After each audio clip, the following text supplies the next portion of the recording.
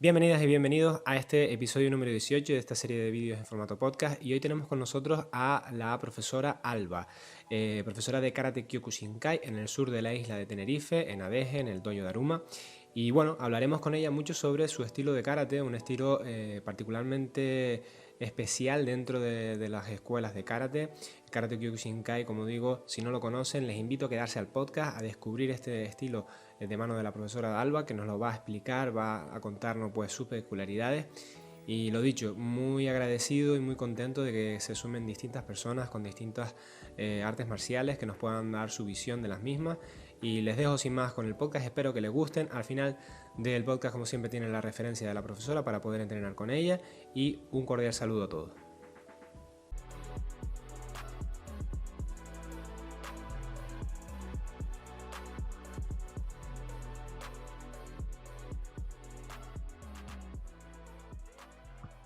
Buenos días, Alba, ¿qué tal? ¿Cómo estamos? Buenos días, gracias por tenerme. Nada, gracias a ti por venir. De hecho, estábamos hablando fuera de micrófono que eras un poco la primera en Karate Kyokushinkai que viene con nosotros a hablar, así que para prácticamente casi todos de mi equipo vas a ser un poco la representante de esta disciplina. Y nada, yo te presento un poquito brevemente y ya después pasamos a hablar sobre ti, Alba. Tú eres profesora en el sur de Tenerife, de la isla de Tenerife, Sí. de Karate Kyokushinkai.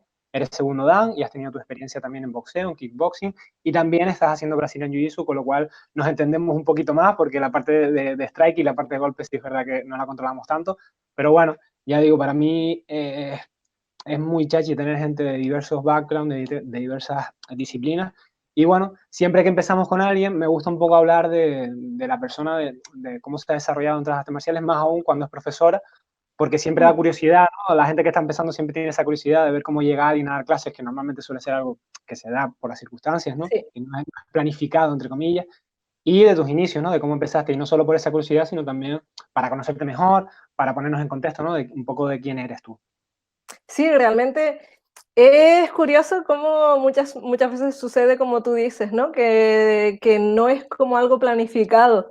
Y de hecho, en el caso mío no lo fue para nada. De hecho, en mi caso, yo cuando empecé a practicar Kyokushin a los 13, 14, ahora mismo no recuerdo bien exactamente, y a los 16 ya, mi profesor se tuvo que ir de la isla por motivos de trabajo y demás. Entonces, siempre estuvimos con esa dificultad para continuar. Luego volvió, estuvo otra temporada y finalmente cuando yo tenía 17 se volvió a ir.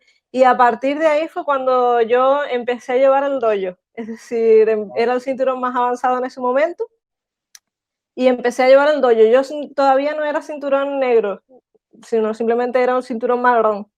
Entonces, es una situación complicada porque ni siquiera había realizado un examen tan importante como es el de primer dan, que normalmente, no sé, la gente quiere ir a clases con un profesor o una profesora que tenga al menos ese nivel. Pero sí es cierto que no había Kyokushin en la isla en ese momento. De hecho, en Canarias solo estaba la escuela del Shihan Antonio Roca en Fuerteventura. Y en Fuerteventura, ¿no? Exactamente, que sí que es una escuela bastante antigua, Sí. pero en el resto de de las islas no había nada.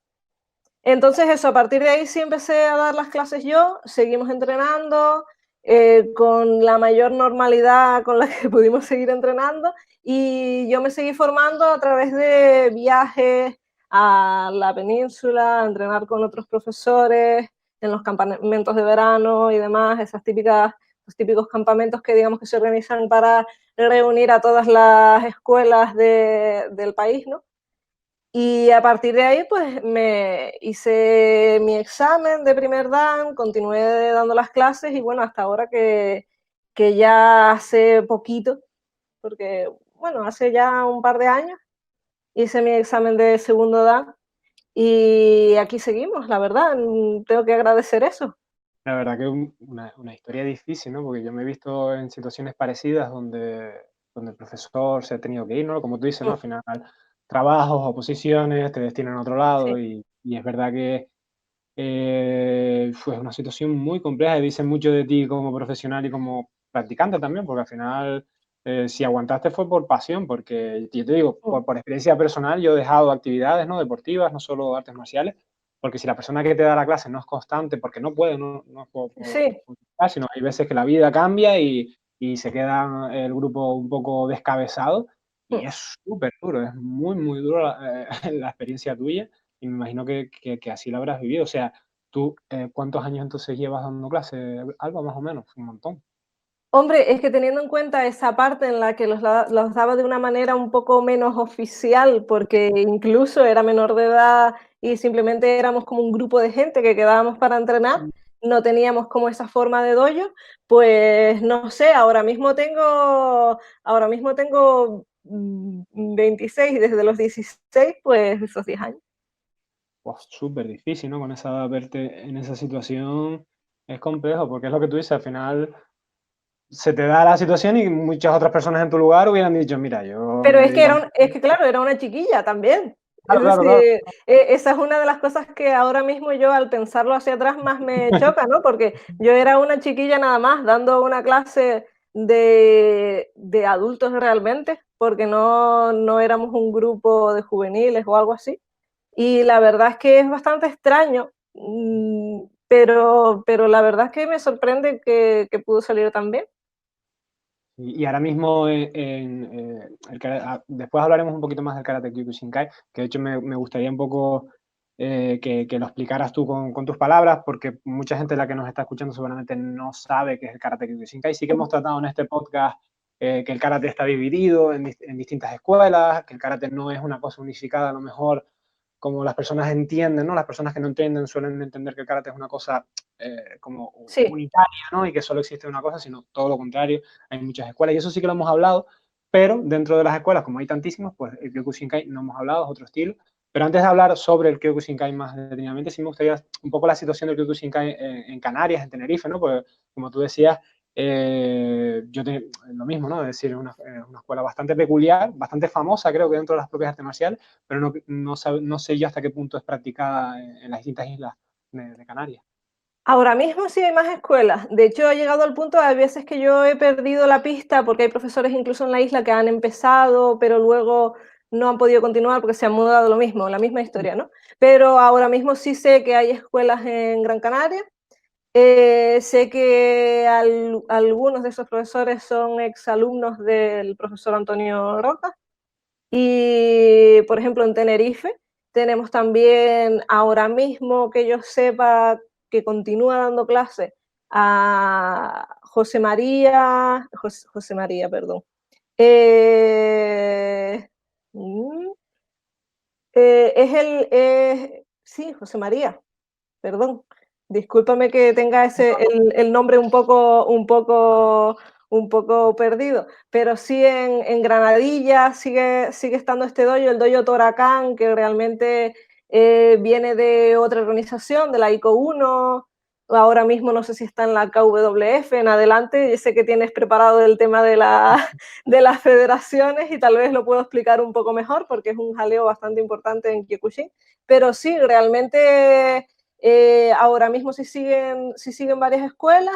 En Santa Cruz sí sé que a lo mejor ha desaparecido una escuela que llevaba Tarik, que es también otro exalumno de Antonio Roca, y luego en Guía de Isoras, muy cerquita al lado mío, sé que empezó una escuela también que duró poco tiempo de la ICO 1, y en el resto de las islas sí que me aventuraría a decir que no hay escuelas de Kyokushin.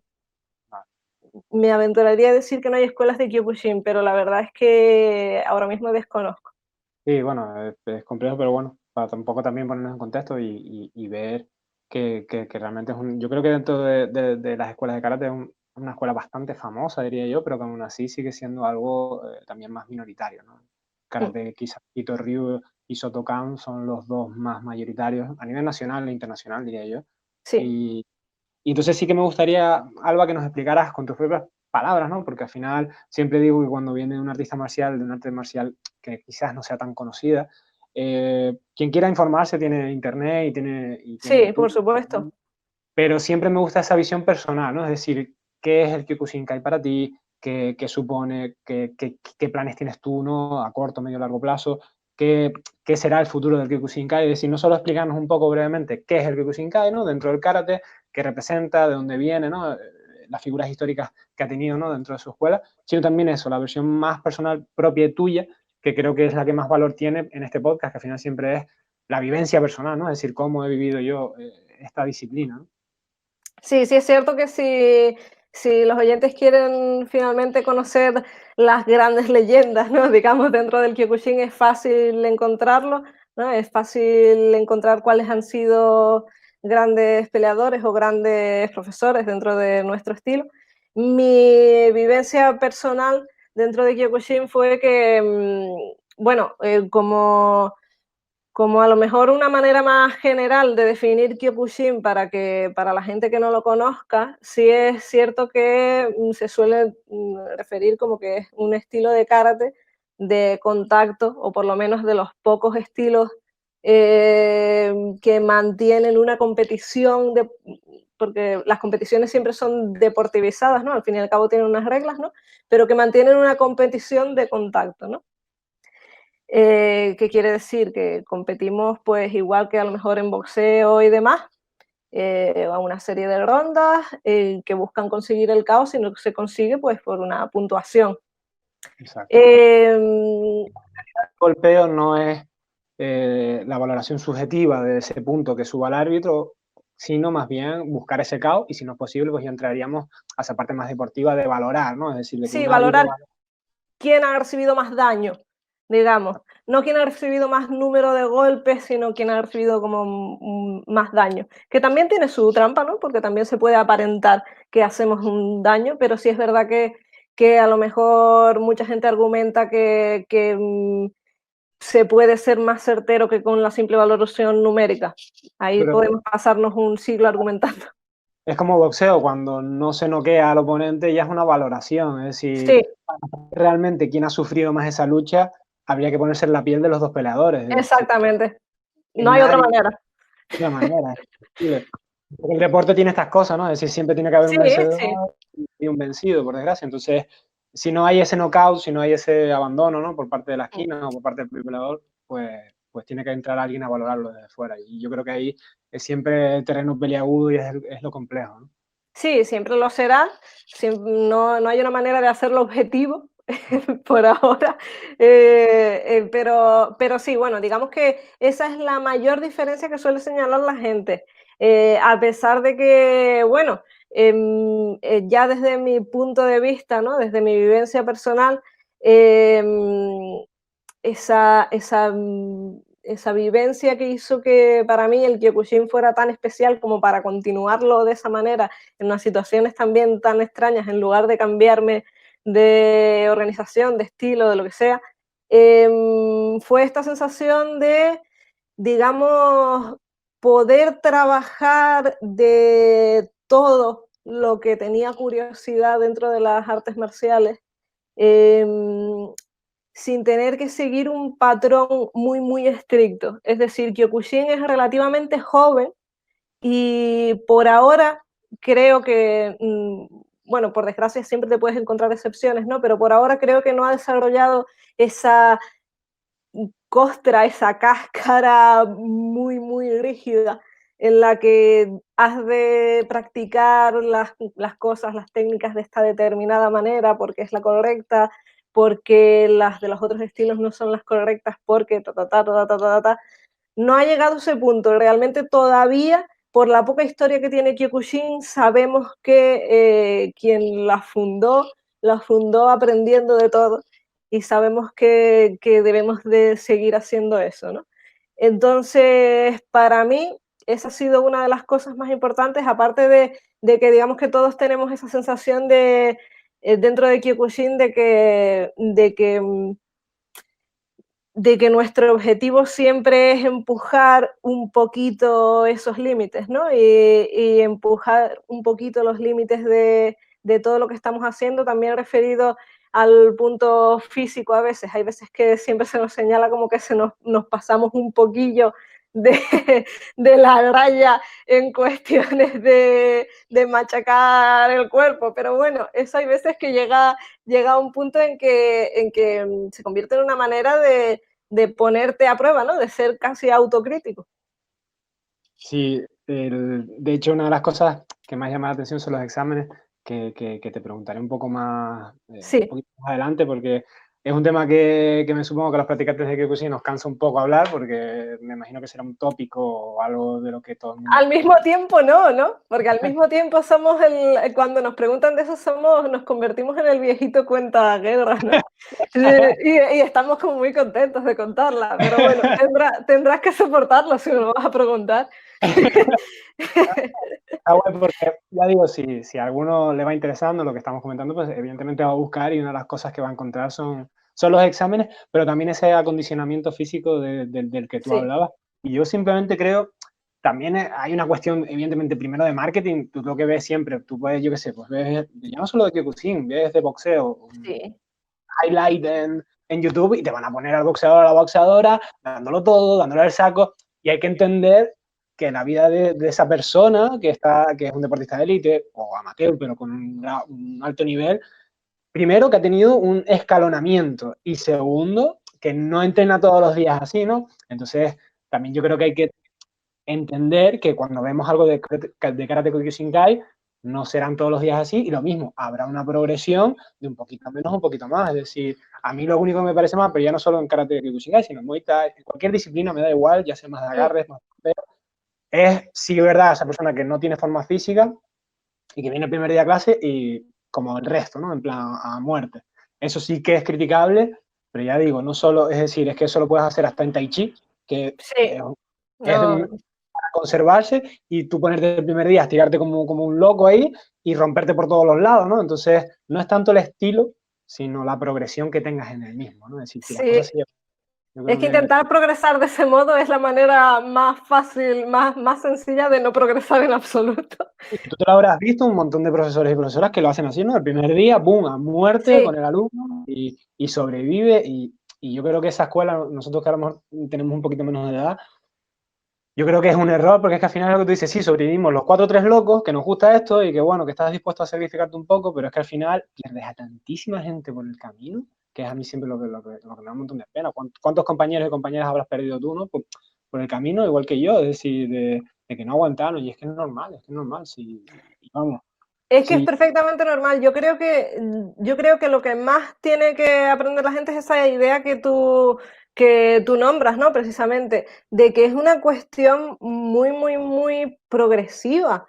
Yo creo que sobre todo cuando hacemos algunas pruebas muy físicas y demás, y nos reunimos a lo mejor otras organizaciones, nos reunimos otras escuelas, yo creo que lo que hay que quedarse es que ves a gente haciendo cosas que te pueden sorprender mucho por la dureza, pero que son gente muy normal. Entonces, a eso solo puedes llegar si lo haces progresivamente. Es decir, esta gente de mediana edad, que no empezaron siendo jóvenes en Kyokushin, que ahora mismo pueden hacer cosas tremendas a pesar de a lo mejor ya traer achaques anteriormente, solo lo pueden hacer si van con mucho cuidado. Y si no lo hacen, simplemente es la mejor manera de no conseguirlo nunca. sí, estoy totalmente de acuerdo. Yo sí creo que se puede entrenar un deporte de contacto, con contacto y con intensidad, pero de la mano. Es decir, el primer día no. De hecho, mis alumnos y alumnas tienen que pasar un par de meses para que hagan sparring, y después vamos muy progresivamente, con muchas reglas al principio, en plan, no puedes hacer esto, no puedes hacer... ¿Por qué? Porque es crear ese cuerpo, crear esa dureza para Ujú. que tú cada vez puedas crecer más como artista marcial y te lo pases bien y sea divertido, y aunque sea súper limitado y súper constreñido al principio, pero bueno, entendiendo que es por tu seguridad, ¿no? Y también tener, yo creo que esa madurez como alumno o como alumna, decir, oye, es que es verdad que si me meto a muerte, sí, a lo mejor cuela una piña o cuela un algo, pero es que me van a caer palos por todos lados. Entonces, también agradecer que no siempre, no, es que te estás dejando. No, agradece un poco que, ¿sabes? Si no dejes que el ego, no dejes que, ¿sabes? No quieras correr, es decir, primero andamos, después ya, yo creo que independientemente de la disciplina que practiquemos, esa mentalidad de progresión, llegaremos a donde cada uno quiere llegar, pero Sí. es importante. Y ahora sí, nos vas a tener que explicar, Alba, por 19ª vez, me imagino, La entonces, batallita. en las batallitas, porque es verdad que además yo no quiero decir nada para que lo cuentes todo tú. Yo sí que conocía, a mí soy un friki de las artes marciales y al final siempre acabas aprendiendo de todo. Conocía cómo son los exámenes de primer dan, pero bueno, creo que lo explicas tú primero, el concepto en general, y ya después cómo lo viviste tú, que como siempre es el valor añadido de traer a alguien que realmente lo haya vivido. Voy a empezar quitándome, como diciendo la parte, quitándome mérito, ¿no? Yo no hice el pino sobre los 2 dedos, ¿eh? Eso no se hace ya. Pero es una imagen muy común de ver el examen de Kyokushin y gente haciendo flexiones, haciendo el pino sobre los 2 dedos.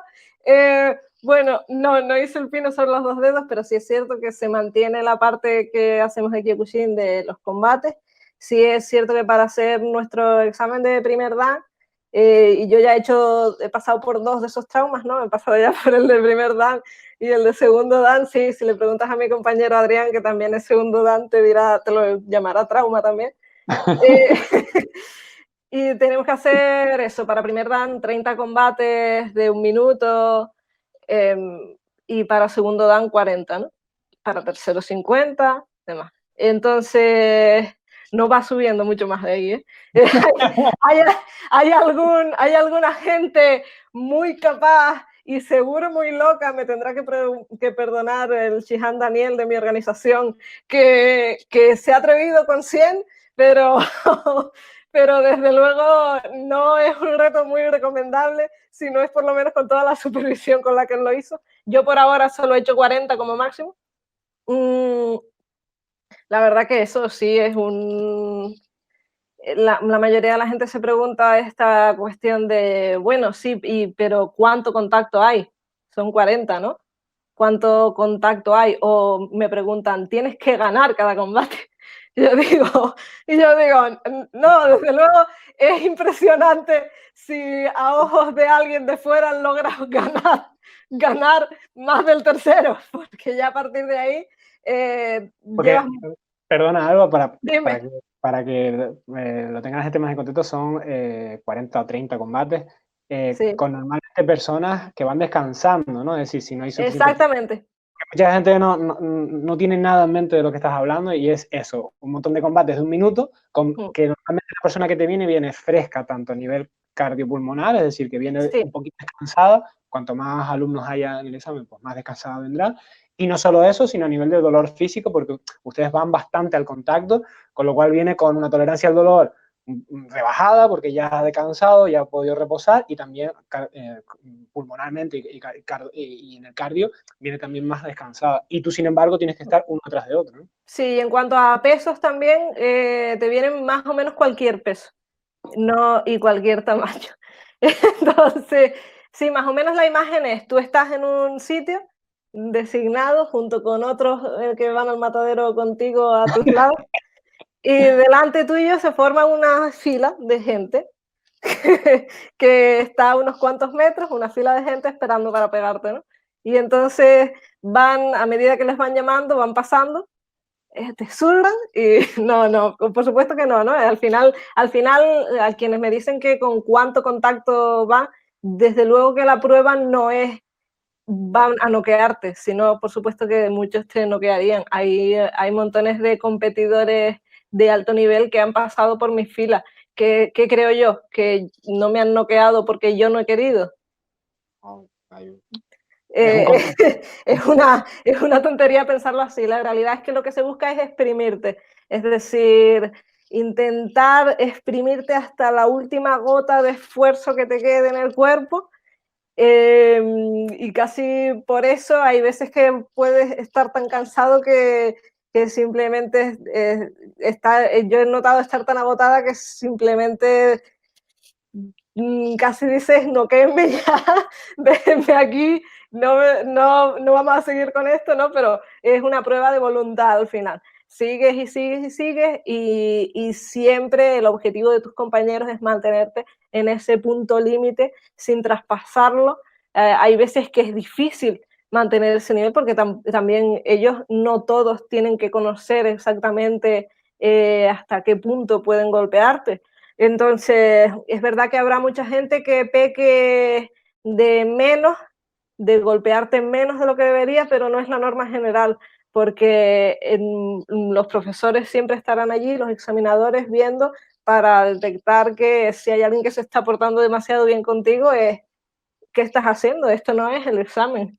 El Claro. examen no es hacer un sparring de light contact y demás, no, el examen es presionar al máximo. Entonces, lo más común es que estés siempre en ese límite y en pequeños momentos estés flaqueando al punto de abandonarlo, pero que no llegues, ¿no? A eso, a no ser que por el cardio, alguna gente sí que por la cuestión del que es mucho esfuerzo de cardio no puede aguantar. Alba, cuéntanos un poco, evidentemente al ser karate todo el mundo se imagina que es evidentemente golpear, pero cuéntanos un poco las particularidades del combate en Kyokushinkai, ¿no? Por ejemplo, el karate Kyokushinkai trabaja las patadas bajas, ¿no? Sí. Las patadas circulares a la cara. Entonces un poco también, antes de pasarnos, quería preguntarte otra cosa del examen, para que la persona que no lo haya visto nunca se pueda imaginar más o menos un combate típico de Kyokushinkai. Sí, nosotros no utilizamos ni guantes ni espinilleras. Hay gente que en los exámenes sí las utiliza si tienen una lesión o, o también si tienen una determinada edad y están presentándose un examen, se están jugando un poco la salud, o si son competidores también para evitar lesiones serias que les puedan afectar en competición. Pero por lo general no utilizamos protecciones. ¿Bucal tampoco? No utilizamos bucal necesariamente, a no ser que lo quieras llevar, porque no utilizamos, eso sí muy importante, puños a la cabeza en estos combates. Verdad. No utilizamos guantes y no nos damos a puño pelado en la cabeza, la verdad, porque no habría una manera de mantener esos 40 combates tampoco de ese modo. Pero en la competición tampoco, ¿no? Es uno de los grandes déficits de nuestra competición, tal vez, el que no utilicemos puños a la cara, pero es algo que ha venido derivado del no querer utilizar protecciones en los puños. Pero sí, utilizamos también patadas a las piernas, de hecho es uno de los caos más comunes en Kyokushin, y en los exámenes es pues de lo que peor lo pasa. En los exámenes te llevas tanta patada en las piernas que llega un punto que no las puedes mover, ¿no? Y en los combates hay muchos competidores, les pasa lo mismo, y si la gente pues busca en YouTube caos por low kick, por patada baja, por Gedan Mawashigeri, encontrará muchísimos en Kyokushin. Sí, el que no ha sufrido un golpe, una patada baja, la verdad que quizá le cueste entenderlo, ¿no? Porque sí que yo que sé, una patada a la cabeza, un puñetazo a la cabeza es como más visual y a quien más, quien menos le ha caído una pelota de baloncesto en la cara y duele horrores. Pero, dicho eso, yo te entiendo, una patada, y sobre todo cuando se sabe golpear bien las piernas, cuando se hace repetidamente, aquello se va como almacenando, ¿no? En una cápsula del Sí. dolor y al final poco menos que es como si hubieras estado haciendo sentadillas con 200 kilos y no te puedes levantar, ¿no? Es decir, de que te tambaleas, es como tambalear la base del castillo, ¿no? Te Desde vienes. luego. Sí, es algo bastante curioso. Y ya digo, sé que muchas personas quizás no hayan tenido esa experiencia de, wow, es peor una patada a la cara. Sí, pero la pierna es más difícil defenderla, ¿no? Porque es más grande, está ahí, ¿sabes? Entonces, Sí. es más fácil que me den 4 patadas en el muslo que me den una en la cabeza, ¿no? Hablando en probabilidades, ¿no? Claro, es que por supuesto, cuando nosotros estamos haciendo el examen, tal vez nadie nos busque dar una patada en la cabeza como para noquearnos en el momento del examen. Habrá gente loca también por todos lados, pero bueno, hay gente que se pasa un poco de la raya en todos lados, ¿no? Pero por lo general no va a suceder, pero sí te la señalarán a la cabeza, es decir, sí te llevarás un pequeño tortazo con una pierna, segurísimo. Por lo general, si comparas el número de tortazos a la cara que te llevas durante el examen a las patadas en las piernas, que en cada combate, sobre todo cuando van avanzando las rondas, que cada vez estás más cansado y cada vez puedes moverte menos y demás, que tienes menos agilidad para bloquear, cambiar la pierna e intentar esquivar el golpeo, es que te llevas cientos de patadas en las piernas que al final te destrozan, ¿no? es que una patada en la pierna es, digamos, a lo que una patada dura en la pierna que te deje mal por el resto del examen es una de las cosas a la que yo creo que más temen quienes se están examinando en ese momento. Para mí, el examen de Kyokushinkai y muchos exámenes de artes marciales son como pruebas personales, ¿no? Al fin y al cabo, son como hitos en tu vida que pasas con pena y con gloria, ¿no? Como un examen en la universidad, como la PAU o la EBAU actualmente, ¿no? Son como hitos que tienen mucha pompa, pero sí que te dejan marcado de alguna forma y yo creo que en el caso de ustedes, ¿no? En el caso de Kyokushinkai, es más ese simbolismo de he pasado por esta prueba de fuego, ¿no? Como algo casi hasta tribal, ¿no? Es decir, que recurre a esos sentimientos y esos instintos, ¿no? Que tenemos todos dentro. Y me gustaría un poco eso, de la conclusión que has sacado tú, porque creo que la recuerdas con cariño, a pesar de ser un trauma, Sí, pero es que los traumas no tienen por qué ser siempre malos. Es decir, un desde trauma luego. te puede cambiar a mejor, te puede hacer darte cuenta de determinados aspectos que quieres mejorar de tu persona, de tu físico, de tu mentalidad, de tu psicología. Entonces, viendo que es un hito importante, sobre todo en la carrera de cualquier karateka de Kyokushinkai, me gustaría un poco tus conclusiones personales, ¿no? Es decir, ¿qué sacaste tú en claro de ti misma, ¿no? Yo creo que lo que más sacas de esos exámenes es esa idea de madre mía, ¿cuánto puedo llegar a ser, no? Eh, Casi que no eres consciente, piensas que es como un imposible o que es algo que vas a pasar arrastrándote, ¿no? Pero por lo general no lo haces, ¿no? Por lo general lo pasas de una manera muy activa, me refiero, no estás simplemente, yo no estaba simplemente hundida durante todo el examen, sino tienes una sensación de estar viviendo algo importante, haciendo algo importante, ¿no? Y aparte esa sensación también de eso, yo miraba a los lados, yo sabía quiénes estaban a mis lados examinándose junto conmigo y es como te decía antes, eran gente muy normal, realmente eran gente que, que, que a lo mejor simplemente una de las compañeras que se estaba examinando el año pasado conmigo, pues ella lleva una peluquería allí en la península y atiende a sus amigas que son de su edad, que son eso, son mujeres de mediana edad que a lo mejor por su educación piensan que esto no es una cuestión, ¿no? Al final, por esta cuestión un poco machista, ¿no? De que esto no es un mundo para ellas, ¿no? Y a lo mejor ellas cuando van al salón de belleza de su compañera, la miran como una de ellas, ¿no? Y es que al fin y al cabo ella lo es, ¿no? Son personas iguales, pero sin embargo ella estaba ahí al lado mío y estaba pasando sus 30 combates igualmente. Quiero decir, y los estaba pasando como competidores de alto nivel y lo estaba haciendo, ¿no? Y no, ¿cómo decirlo? Esa capacidad que tenemos las personas muy normales de hacer cosas que pueden resultar muy increíbles, simplemente si le dedicamos tiempo y lo hacemos con cuidado y de esa manera tan delicada y dedicada que debería de tratarse las artes marciales, ¿no? Sí, yo en la misma página, totalmente de acuerdo.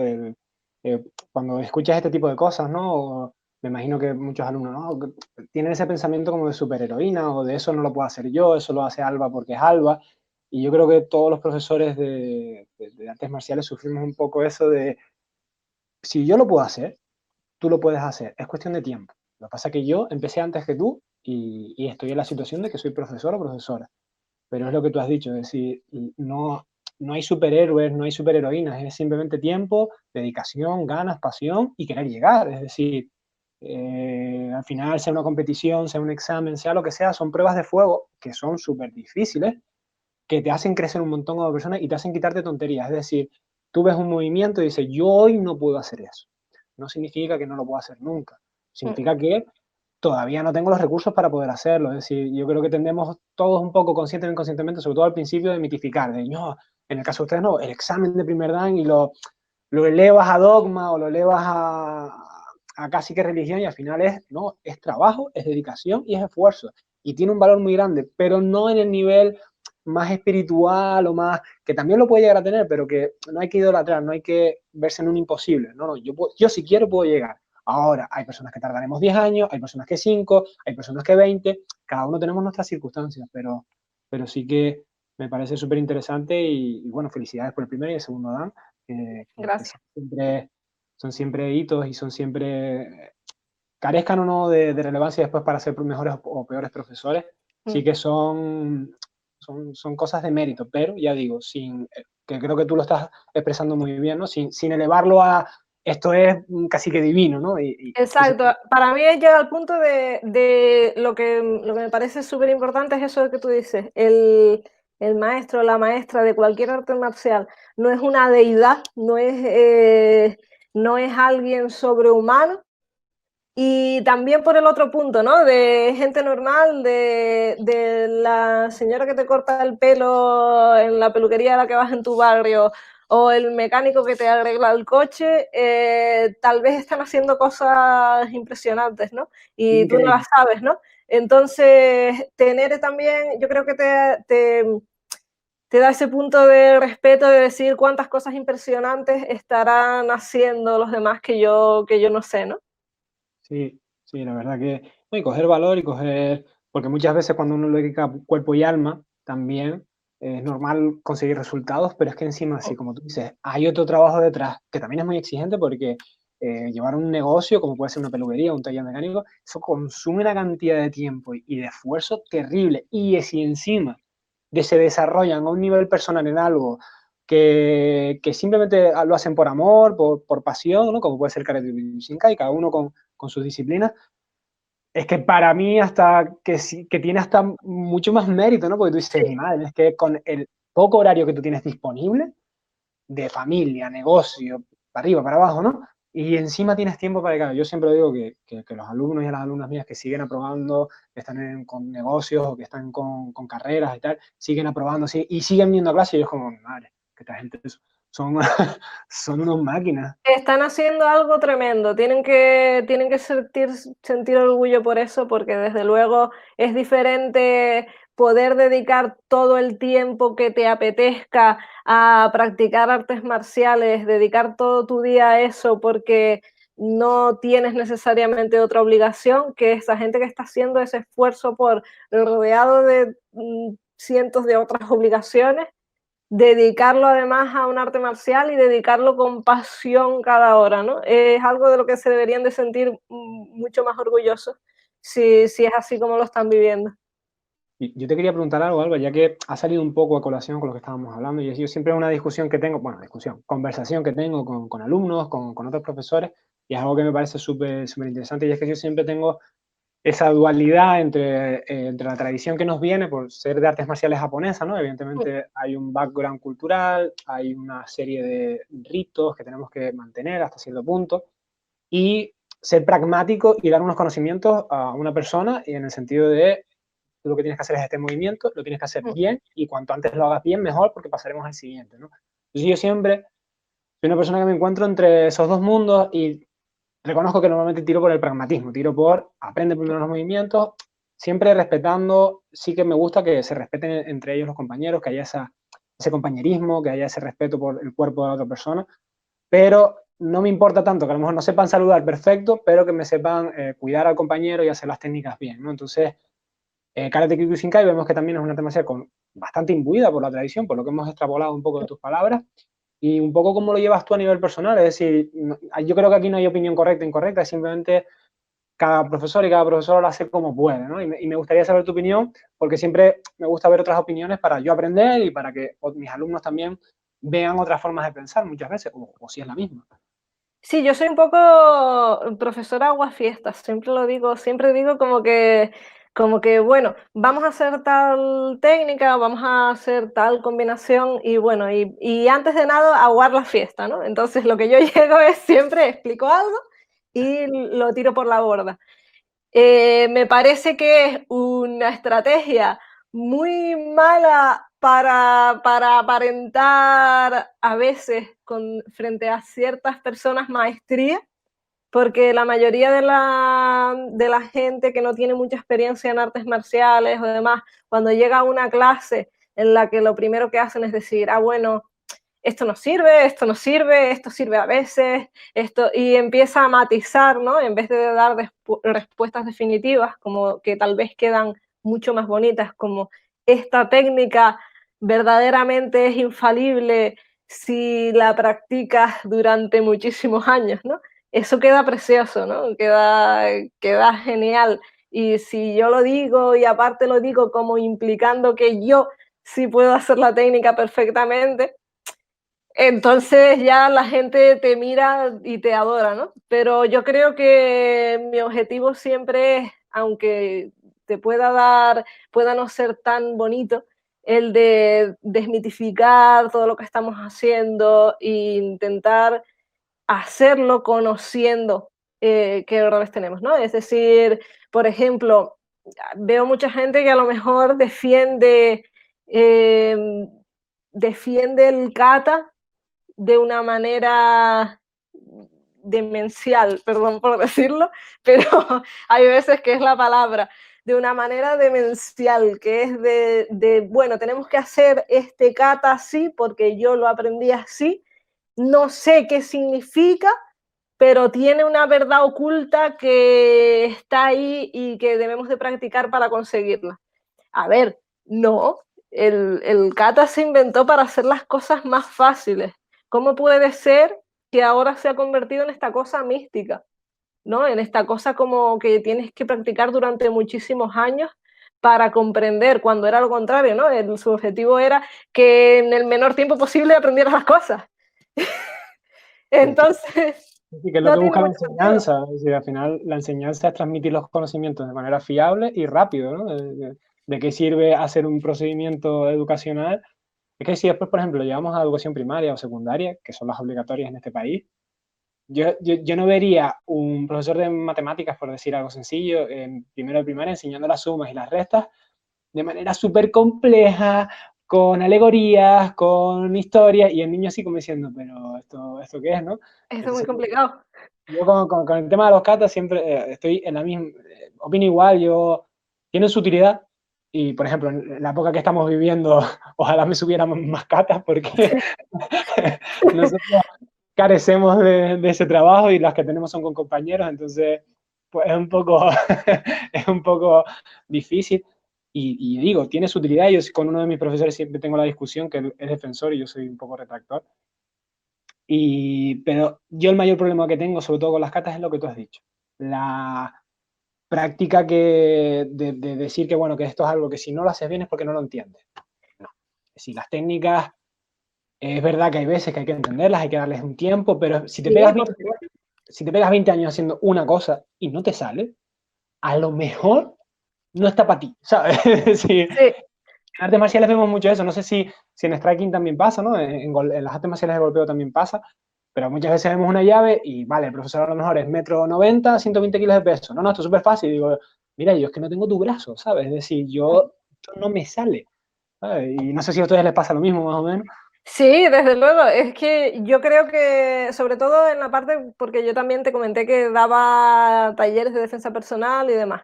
Hay veces que me sorprende cuando yo he ido incluso a formarme, es eso, yo soy una mujer de un peso medio, la fuerza que tengo no es tremenda. Entonces, hay veces que lo que yo veo es, como tú dices, profesores enormes, fuertes, que te enseñan una técnica y te dicen que esa técnica no utiliza fuerza, que simplemente es técnica, ¿no? Y yo ahí digo, bueno, vamos a ver, mucha gente me ha dicho, hay gente que me ha dicho a mí, por ejemplo, de cómo enseñas defensa personal, porque soy como un peso muy ligero, más débil, una mujer más débil físicamente, y yo digo, bueno, precisamente si yo me decido a enseñarte esto es porque creo que verdaderamente esto que te estoy enseñando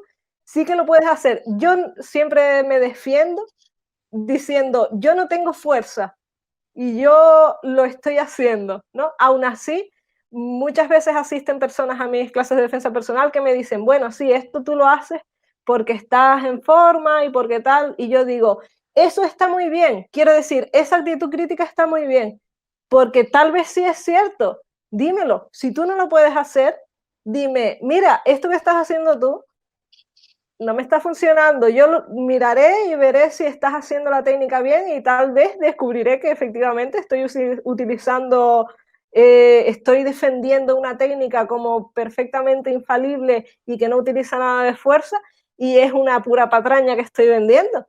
Pero el punto está en irlo reconociendo. Si es cierto que esa cosa es como súper común y para nosotros en Kyokushin también sigue sucediendo, ¿no? Esta idea bueno, las técnicas tienen como una capacidad, tienes una capacidad de ser un maestro con respecto a esto si lo practicas durante muchísimos años. Bueno, a lo mejor dentro de, si te dicen eso, casi que lo mejor es decir, bueno, si tengo que practicar esto durante 50 años, a lo mejor no lo quiero aprender, ¿no?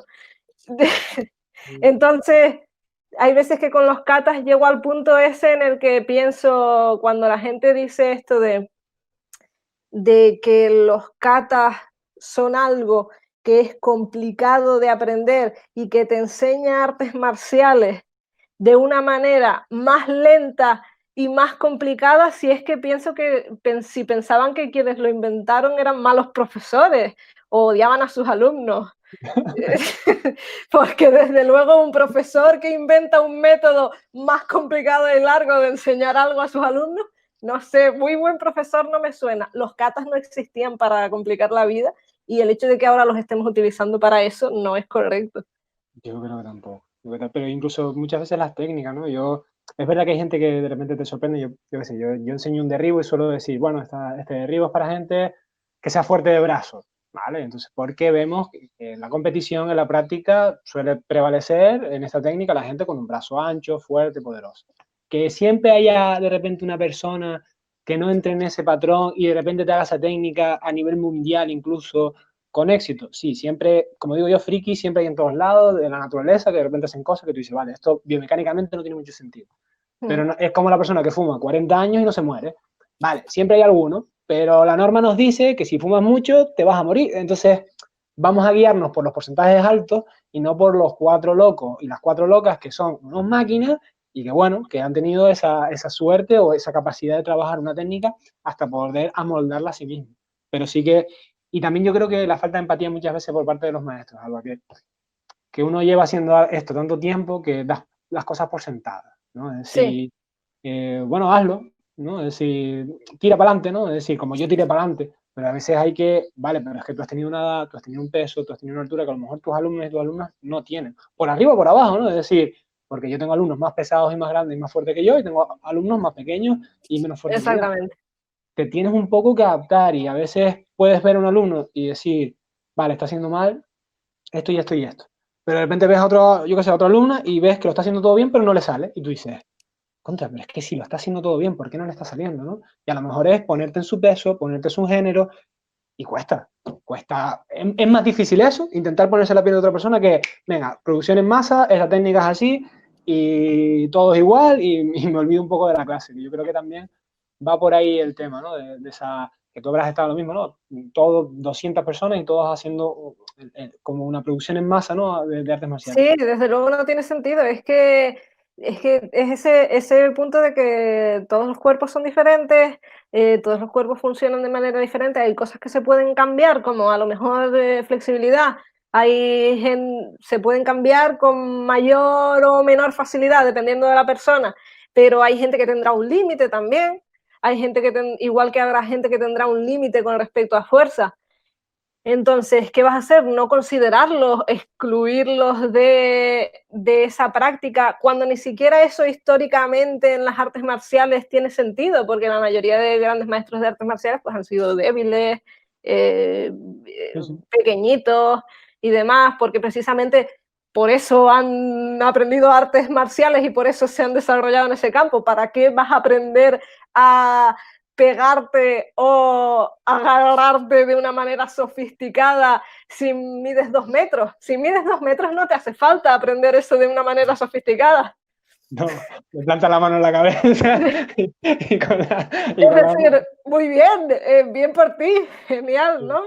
Pero sí, si queremos aprender cosas sofisticadas dentro de las artes marciales o dentro de la defensa personal, por lo general es precisamente porque vamos a tener dificultades contra gente más grande, más fuerte. Entonces, si empezamos a plantearnos a quitar de la práctica de artes marciales a quienes sean físicamente más débiles, pues yo creo que estamos quitando de la práctica a quienes está dirigida la práctica. No tiene sentido. Sí, pues sí, la verdad que sí. Me gustaría preguntarte, Alba, cuando hablamos de artes marciales, para mí lo más interesante es lo que estamos hablando tú y yo ahora, que es metodología de enseñanza, Sí, el arte en sí, ¿no? No solo practicarla, también en nuestro caso dar clase, que para mí es como dos mundos totalmente separados. Pero por desgracia hay una tercera cosa de la que siempre tenemos que hablar, que más tarde o más temprano te va a llegar en tu vida, ya, incluso aunque nunca des clases, siempre te vas a encontrar con ¿qué? Con la burocracia, ¿no? Entonces, sí.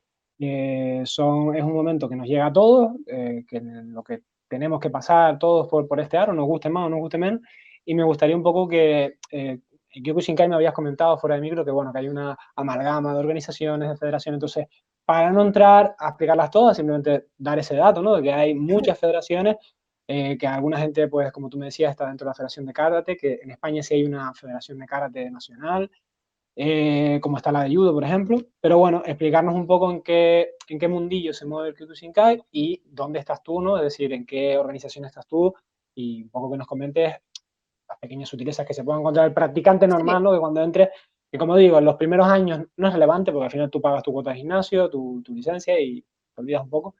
Pero según van pasando los años, por desgracia, sí que es importante saber dónde se encuentra uno, ¿no? Sí, bueno, en Kyokushin es eso, como te decía, desde que murió el fundador de Kyokushin, ¿no? Oyama, Sosai Oyama, pues digamos que Kyokushin se separó en muchísimas ramas. Em, Esto no es necesariamente algo malo, es simplemente la vida como sucede. Existe de entre las organizaciones principales, digamos, existe la ICO 1, que lleva uno de los alumnos, de los exalumnos de Oyama, existe Shinkyokushin, Iko Matsushima, y como te dije, ahora mismo, si te pones a buscar organizaciones de Kyokushin, encuentres seguramente más de 30, más de 50, es una cantidad, nacen cada día, es increíble. Hay organizaciones grandes como las que te he nombrado, yo en mi caso estoy en la WKB, que es a su vez una rama de una de las primeras divisiones de Kyokushin, porque esta sucedió mientras Oyama estaba vivo, ¿no? Que fue la Kyokushin Budokai. La Kyokushin Budokai nació porque uno de los alumnos de Oyama obtuvo como su permiso para volver, él era holandés, John Blooming, tuvo su permiso para volver a Europa, como a difundir el Kyokushin y demás, y formó esta organización por cuestiones, digamos, de burocracia, pero que también, como él era décimo dan de judo, tenía ese punto, ese interés de también incluir una base de agarres dentro de cuestiones de suelo dentro de Kyokushin. Entonces, digamos que nuestra organización históricamente ha tenido un puntito más de interés por esa cuestión de saber cuestiones de agarre, de suelo, cosas relacionadas con el judo, con el jiu-jitsu. Ahora mismo, pues bueno, como yo te decía, en nuestro panorama, como es, nuestras organizaciones se han dividido tanto, al final es esta sensación de que al estar tan divididos no lo estamos en absoluto. En el sentido de que si tuviéramos bloques más claros, más definidos, tal vez sí tendríamos un bando y otro, y gente que defiende de manera bastante ferviente un bando o el otro. Ahora mismo, al estar tan divididos, no sucede tanto así, ¿no? Y la mayoría de nuestras competiciones están abiertas a quien sea. Y como te decía también, el día que me invitaste, te lo dije, ¿no? En nuestro propio director de nuestra organización, de la WKB, Pedro Ruiz, invita cada año a nuestros campamentos de verano gente que viene de otras organizaciones, sin mayor problema y sin que eso tenga ningún tipo de relevancia ni ninguna trascendencia.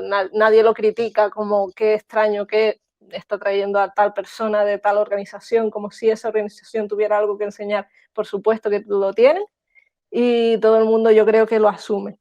Entonces, en ese sentido, digamos que eh, a cual pertenecer se vuelve incluso menos relevante. De hecho, hay como cierto movimiento ahora mismo de intentar unificar, porque si ya que lo sentimos ciertamente unificado, ¿por qué no llevarlo a la práctica? Pero eso siempre es complicado al final, pero es por una cuestión burocrática. Sí, yo soy de la opinión de, puede parecer que cuando se hace una gran federación internacional unificada, es verdad que es más fuerte ante organismos públicos, ¿no? Por ejemplo, para presentar proyectos, para presentar campeonatos, para presentar una candidatura, yo que sé, a unos Juegos Olímpicos. Sé que el Kyokushinkai no va por ahí, pero me refiero que es como más poderoso a nivel gubernamental. Es decir, te conviertes en una federación, una asociación tan grande que puedes tener más llave de presión con estados, con ayuntamientos, etcétera. Pero también se pierde, yo creo que esa independencia y esa capacidad de llegar a todos los rincones del mundo, ¿no? Como tú bien decías, yo creo que uno de los grandes aciertos del Brazilian Jiu-Jitsu es parecido al de Kyokushinkai y es que está fragmentado. Es verdad que hay una federación internacional bastante potente, de la que todo el mundo quiere ser campeón mundial, pero también hay pequeñas federaciones, pequeñas asociaciones que haces un campeonatos independientes y al que tú puedes ir perfectamente, ¿no? Y yo creo que esa magia de que haya, por ejemplo, a lo mejor una competición, no sé si es el caso con ustedes, pero me imaginemos que ustedes tienen unas normas un poquito distintas, otros tienen, y está guay porque tú puedes ir a un campeonato, a varios campeonatos con normas distintas, exponerte a distintos estilos de combate dentro de tu propia disciplina, y eso te hace crecer un montón como deportista, porque no es lo mismo luchar con las reglas A que con las B, que con las C, que te tienes que estar preparando de maneras distintas, y yo personalmente creo que paradójicamente, cuanto más fragmentado está el deporte, menos fuerte es burocráticamente, pero más fuerte es el nivel deportivo y viceversa, ¿no? Es decir, cuanto más grande es la asociación o la federación, más fuerte se es, más institucionalizada está, pero el deporte va perdiendo porque no hay voz a las voces disidentes, ¿no? Es decir, a mí no se me ocurre hoy en día alguien en taekwondo, por ejemplo, que pueda decir, bueno, ahora vamos a volver a los caos. A menos que haya un bloque gigantesco dentro del taekwondo que lo exija, difícilmente ya no hay opción a cambio. Ya no hay esa opción a poder crecer por un lado yo, por otro lado tú, y vamos a juntarnos en este lado. Y yo creo que el Kyokushinkai, ya te digo, si la situación es así, en mi opinión personal, ya digo, yo he estado en los dos bandos un poco, prefiero el bando de ustedes, creo que aporta. Y segundo, cuando empecemos una actividad no tengamos miedo a preguntar al profesor, porque nos lo va a explicar, como lo ha explicado Alba, con totalmente naturalidad, y que esto es muy complejo y no hay que entenderlo en los primeros días. Me imagino que tú, cuando empezaste, cuando eras más una chiquilla, ni idea que tenías de todas Ni estas idea. movidas. Ni idea en absoluto, pero sí es cierto, como tú dices, al final ese hecho de estar divididos, digamos, nos permite experimentar, salirnos un poco más por la tangente cuando lo necesitamos, ¿no? Como tú decías, nosotros tal vez las variaciones en normas no son tremendas, pero por ejemplo hay organizaciones de Kyokushin que les está dando por sí que incluir en algunas de sus competiciones guantes porque quieren incluir golpeos arriba a la cabeza, puños a la cabeza. Y entonces están introduciendo esa otra posibilidad de, existe esta competición que por ahora es pequeñita pero va creciendo, ahora mismo ya está creciendo bastante, que utiliza esto. Tal vez a ti no te interesa practicar esta otra, te interesa meterte en esta competición, o tal vez te interesa practicar para poder ser competitivo en ambas. Pues, ¿por qué no? Es decir, es una posibilidad. Entonces, hay a lo mejor competiciones que permiten más barridos que otras, que los permiten en más condiciones, que permiten señalar o recibir puntuaciones, es decir, que, digamos, castigan más las acciones de sacrificio, de tirarte y acabar botado en el suelo, que hay veces que eso se critica, ¿no? Hay patadas a lo mejor que hacerlas va a significar que tú acabes en el suelo, a lo mejor sin haber golpeado a la otra persona, ¿no? Y eso se critica como, bueno, un riesgo que tú por las condiciones deportivas puedes tomar, por las reglas de competición, pero que no aspira a ninguna, digamos, posibilidad de aplicación real. Entonces hay gente que lo critica, ¿no? Por ese punto. Que es criticable, pero al mismo tiempo es cierto que ninguna competición tiene aplicación real, o por lo menos yo soy yo lo defiendo así. Todas las competiciones tienen normas y por tanto, como tienen normas, están deportivizadas y por tanto no se traducen igualmente a yo sé competir en competición, yo gano competiciones, yo sé defenderme. No tiene nada que ver, ¿no? Entonces, bueno, en ese sentido sí que lo enriquecemos más. Me ha gustado mucho aprender que en Jiu-Jitsu también sucede similarmente, aunque esté practicando, no conozco tanto de las normas y no conozco tanto de las organizaciones, estoy empezando. Y me ha hecho gracia y saber que les pasa algo parecido. Al final es lo que hablábamos, al principio tú empiezas con toda la ilusión del mundo y ya bastante tienes con aprender las técnicas, a moverte, a controlar tu cuerpo de una forma, porque incluso aunque haya experiencia, siempre cuando nos metemos a algo nuevo, es volver a reprogramarte el cerebro, volver a aprender, y ya uno bastante tiene con eso como para encima meterse en la burocracia, pero como digo, es algo a lo que todos llegamos y me parece tan... No quiero como omitirlo, ¿no? En estos podcasts, porque cuando conocemos un arte marcial yo creo que hay que conocerla toda, ¿no? Es decir, la parte más divertida, que es la práctica, los exámenes, las cosas que nos llaman la atención, y la parte un poco menos divertida, porque si vas a aguantar muchos años, te la vas a encontrar, ¿no? Más tarde o más temprano. Sí, al final yo creo, perdón que te interrumpa, yo creo que es eso, ¿no? Lo que más deben de buscar al final quienes estén ya metidos en ese problema de en qué organización quiero estar y demás, pues si tienen la oportunidad que busquen una organización que les permita ser críticos con el trabajo que están haciendo, que les permita cuestionarse cosas. Normalmente si ven a un profesor o una organización que simplemente enseña cosas de manera categórica, que no admite errores, no admite correcciones y que no las hace en mucho tiempo, por lo general, quien no hace correcciones no es porque no tenga errores, sino porque no los está buscando. Entonces, que se cuestionen ese detalle, ¿no? Lo mejor es encontrarse con organizaciones, profesores que realmente estén continuamente cuestionándose, ¿no? Autocuestionándose, porque eso es lo que va a hacer que sean todavía pertinentes, que se mantengan al día, ¿no? Totalmente de acuerdo. Yo en este punto, Alba, normalmente como siempre a la invitada o al invitado siempre estoy machacando las preguntas y a sacarle. Me gusta si tienen alguna pregunta que me quieran hacer a mí, más que nada porque descansen un poco para coger aire y para yo poder seguir atacándolos hasta el resto de la entrevista. Entonces no sé si tienes alguna pregunta que me quisieras hacer a mí o no se te ocurre ninguna. Sí, realmente sí es cierto que la mayoría de gente no conoce Kyokushin, tú pareces conocerlo bastante, entonces me gustaría saber cuál era tu opinión antes de hablar conmigo, ¿no? Saber si en algún modo correspondo a lo que esperabas o no. A ver, yo del Kyokushinkai sé lo que he leído en libros y lo que he podido ver en YouTube, no he podido practicarlo nunca.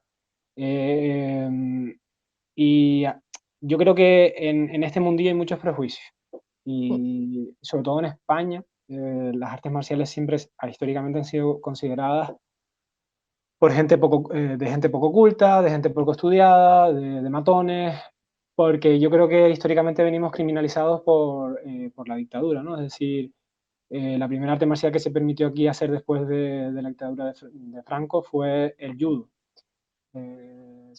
Las artes marciales se eliminaron del panorama nacional, el boxeo siguió un poco, pero bueno, siempre también asociado a peleas donde estaba la élite social viendo esas peleas, apostando dinero. Entonces, más que un deporte que practicara mucha gente, el boxeo era más bien un deporte que practicaban distintos profesionales para hacer peleas y sacar un rédito económico, ¿no? Pero lo que eran las artes marciales per se se prohibieron todas aquí. En la República sí se practicaba de hecho jiu-jitsu, se practicaban artes marciales, pero con el franquismo se quitó todo eso.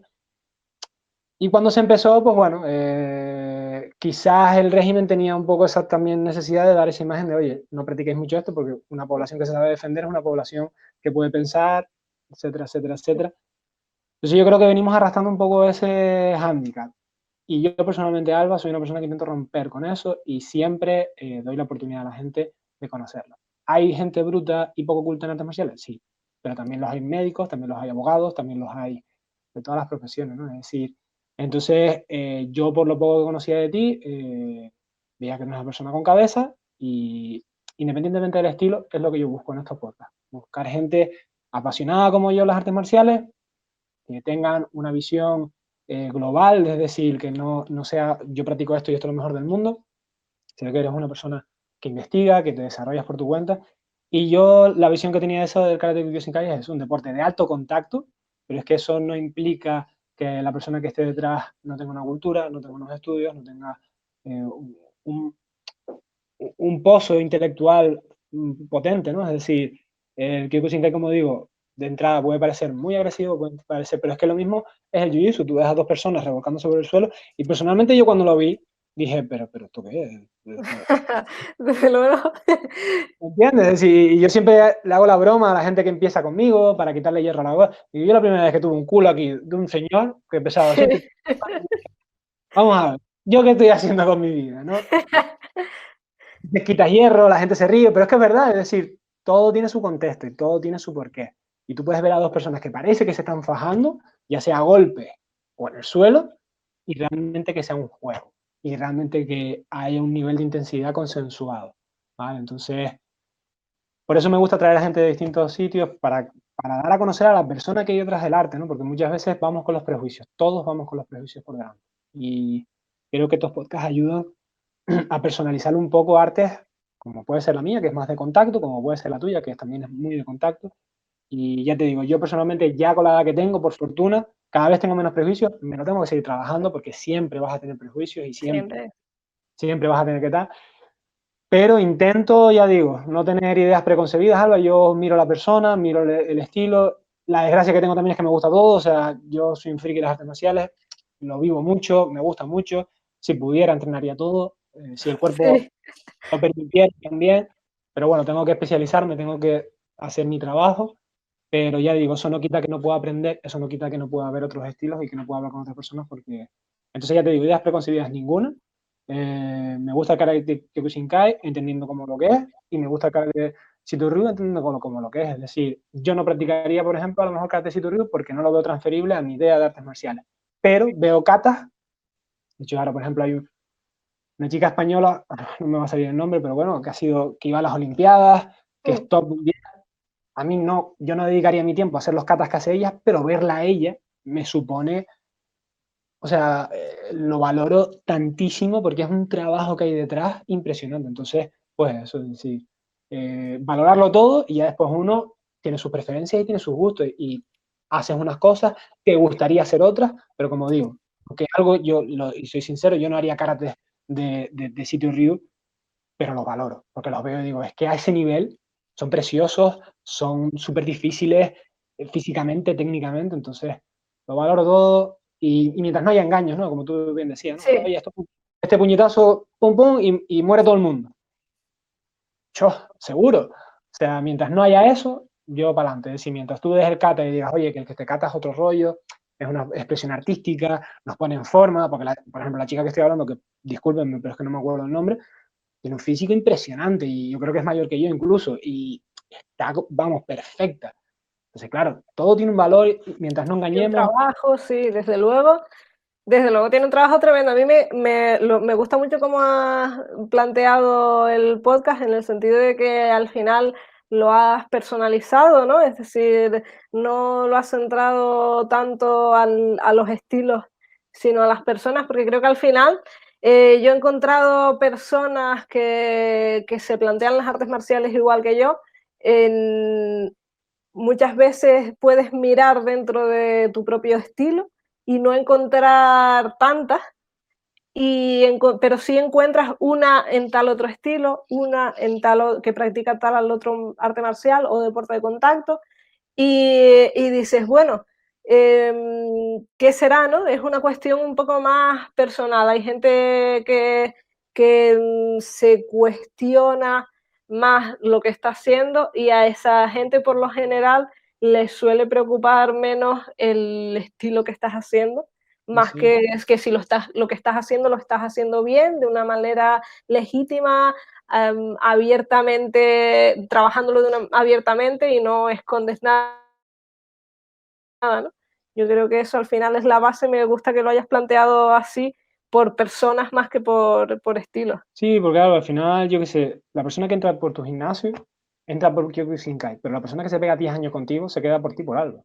Es decir, porque es tu visión Mm, de Kyokushinkai, ¿no? Entonces, yo con estos podcasts es lo mismo. Es decir, yo si quiero investigar qué es el Kyokushinkai, me leo. Me leo un tratado sobre Yama, me sí, leo un tratado sobre Japón en los años 60, veo el contexto histórico en el que se desarrolló el Kyokushinkai. Yo digo, yo soy un friki de las artes marciales y de la historia. Es algo que me apasiona, porque ya digo, no solo mirar la figura histórica, en el caso de ustedes Oyama, sino también el contexto histórico en el que se le desarrolló, por las guerras que pasó, por las crisis económicas porque todo eso al final influye en lo que ha creado, y quien no lo piense, lo que estamos viviendo tú y yo ahora va a moldear nuestra forma de dar las clases, porque ahora le estamos dando un valor a las nuevas tecnologías que yo personalmente antes no se lo daba, mm, esto nos va a afectar a nosotros como profesores. por supuesto. Mismo Oyama, es decir, tú no puedes entender a Oyama si no entiendes el contexto histórico en el que vivió, siendo inmigrante, siendo de raza mixta, en una sociedad tan racista como la japonesa, ¿no? Entonces, todos esos datos te van a dar un conjunto global. Entonces, yo quiero a la persona que hay detrás del arte marcial, yo quiero que me cuentes tu experiencia, cómo has vivido tú, porque, como digo, Kyokushinkai es súper interesante, como tantísimas otras artes marciales, pero es que yo creo que es más interesante tu visión sobre el Kyokushinkai, como hemos tenido otros profesores y otras profesoras de otras artes marciales, porque al final, ya digo, siempre es más la personalización, ¿no? De ese camino que el Mm, camino de creo yo. Pues me alegro que te esté gustando el podcast, sí, que te esté gustando la idea, porque al final hacemos esto un poco por echar el rato nosotros y la persona que nos está escuchando, ¿no? Y ahora me gustaría pasar un tema, para mí es un tema del que yo he crecido mucho, que he aprendido mucho en los últimos pues, 10 años quizás, y es el tema de la igualdad en las artes marciales. A mí una vez me llegó uno de mis profesores y me hizo una pregunta categórica un día, además de la nada, y me preguntó, Joshua, ¿tú crees que hay machismo en las artes marciales? Y yo me quedé así, digo, ¿sí o no categóricamente? Y dice, sí. Digo, sí. Digo, y fue como, ah, como echar mierda sobre mi tejado, mierda sobre mí mismo, ¿no? Porque es como me estoy criticando. Pero al final yo creo que, bueno, es un tema que está ahí, es un tema del que todos tenemos que aprender muchísimo y me gustaría, pues eso, saber un poco cómo has vivido tú, ¿no? Este camino marcial, cómo has vivido tú. Además, sabiendo que has empezado a dar clases tan jóvenes, que yo empecé clases también joven, pero a niños, y quieras que no, ahí no se cuestiona tanto tu autoridad. exacto. Para un niño, un veinteañero es un adulto igual que uno de 30, que uno de 40. Mm, Cambia un poco la percepción, pero yo cuando tenía 20 años era un viejo, para el niño de 6 o sí, 8 sí, no hay, no hay otra cosa, ¿no? sí, desde luego. Ellos lo ven todo un poco más igualado. Eh, pero, pero sí, a ver, yo creo que no hay ningún problema en tirar. ¿Será que yo me dedico a tirar mierda sobre el propio tejado continuamente, no? Me parece como algo perfectamente viable y sano, ¿no? Em, si podemos admitir que hay ciertas cuestiones con las que podemos ser críticos dentro de nuestro arte marcial y que no es un problema ser críticos y señalar que es un error, pues ¿por qué no señalar eso? Sí, hay machismo dentro de las artes marciales. Mm, es algo que nos deba avergonzar. Claro, en cierto modo sí, es algo que hay que cambiar, que probablemente no se cambiará de un día para otro, igual que no se cambia en ningún otro ámbito de la sociedad. Si no lo admitimos, no lo cambiaremos nunca. Y si, y si, y si lo admitimos, pues no es algo para sentirnos, para estarnos continuamente flagelando porque existe machismo en las artes marciales, sino simplemente si tienes una actitud que estás dudando de si es respetuosa o no, cuestiónatelo, pregúntale a la persona que tal vez estás posiblemente ofendiendo, sé directo y si necesitas preguntar, pregunta Si te cabrea recibir una respuesta que no quieres, cabréate si quieres, pero luego recapacita y ya está, ¿no? Digamos que todos los esfuerzos de autocrítica funcionan igual. Sí, yo tal vez al empezar tan joven y al ser una mujer, es decir, al ser una chiquilla prácticamente, lo que más me he encontrado y con el tiempo me he ido encontrando cada vez más cómoda, es con una necesidad de probarme, de demostrar continuamente, ¿no? Lo que sabía.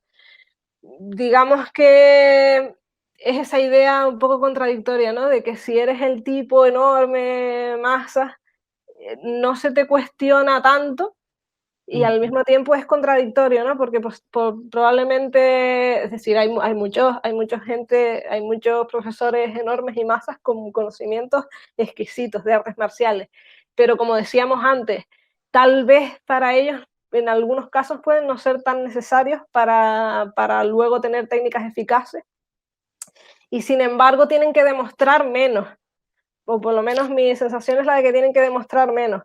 Hay veces que he encontrado, creo que también luego es una cuestión personal, ¿no? Cada uno tiene que ver hasta qué punto está cuestionando, por ejemplo, si tienes una profesora, tal vez en tu clase, en cualquier clase de artes marciales o de lo que sea, tal vez esté bien preguntarse si la estás cuestionando más de lo que harías a un profesor hombre. No tanto por el hecho de dejar de cuestionarla a ella, sino tal vez por el hecho de empezar a cuestionarlo a él también. No, no digo que el hecho de tener que probar lo que yo sabía fuera malo, al contrario, yo creo que esa continua necesidad de demostrar que yo sabía esto, me obligaba a necesariamente saberlo y conocerlo al dedillo, porque todo el tiempo me iban a sacar, bueno, sí, esto que estás enseñando, no sé, yo tengo dudas porque no sé qué. Entonces, si yo te explico con unas cuestiones bastante claras por qué esto que yo te estoy explicando es válido, pues bueno, la cosa queda así. Hay gente, sí, en todo el mundo, desde luego, que aún recibiendo argumentos no los va a tomar. Eso existe, pero existe en cualquier lado. Pero mucha gente va a conseguir cambiar su opinión. Lo único que sí estaría bien que lo hicieran de una manera más generalizada, ¿no? Que cuestionaran de una manera más generalizada los conocimientos que le están transmitiendo y que no se dejaran llevar a lo mejor por esa primera impresión de, por lo general, la visión de un maestro serio que enseña una técnica de una manera que un poco oculta, ¿no? Con un secretismo extraño alrededor, parece muy legítima desde una figura masculina, pero si la hago yo no parece legítimo, parece un engaño. Y debería Sí, parecer un engaño en los dos lados. sí, sí, totalmente, totalmente. Es decir, hay cosas que yo podría colar y tú no. Está clarísimo. Y es una pena porque debería de ser lo que tú dices, o lo colamos los dos o no lo colamos ninguno, ¿no? Es decir, Sí, tiene que ser. no es tanto, no estoy diciendo a la gente que no sea crítica, sino que sea No, crítica no, de una manera generalizada, ¿no?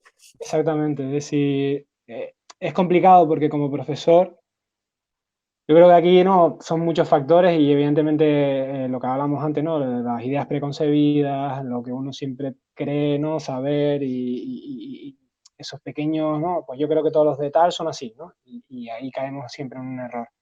Y yo creo que aquí hay dos temas, ¿no? El profesor, por un lado, yo creo que no puede ser una persona totalmente mística, alejada de los alumnos, que no se le pueda ni hablar, y yo creo que todos los que llevamos un tiempo hemos tenido personas así, más lejanas, o estrictos tan militarmente que, bueno, es que le dices cualquier cosa y te va a poner a hacer flexiones hasta que te mates, ¿no?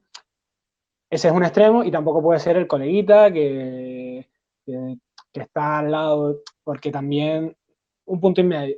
Y los alumnos yo creo que igual tienen que hacer lo mismo, ¿no? Es decir, ni todo lo que diga me lo trago con papas, ni tampoco puedo cuestionarlo todo porque tiene que haber un entendimiento. Y es un trabajo mutuo, ¿no? Entre profesor y Sí, alumno de cuestióname porque yo como profesor lo necesito, pero también entiende tú que tienes que dejarme algo de tu confianza, sobre todo con la base, para que podamos avanzar rápido, ¿no? Es decir, porque si me cuestionas todos los pasos del camino, sí, no vamos a llegar nunca. Entonces, ese punto medio, yo creo que es muy difícil conseguirlo.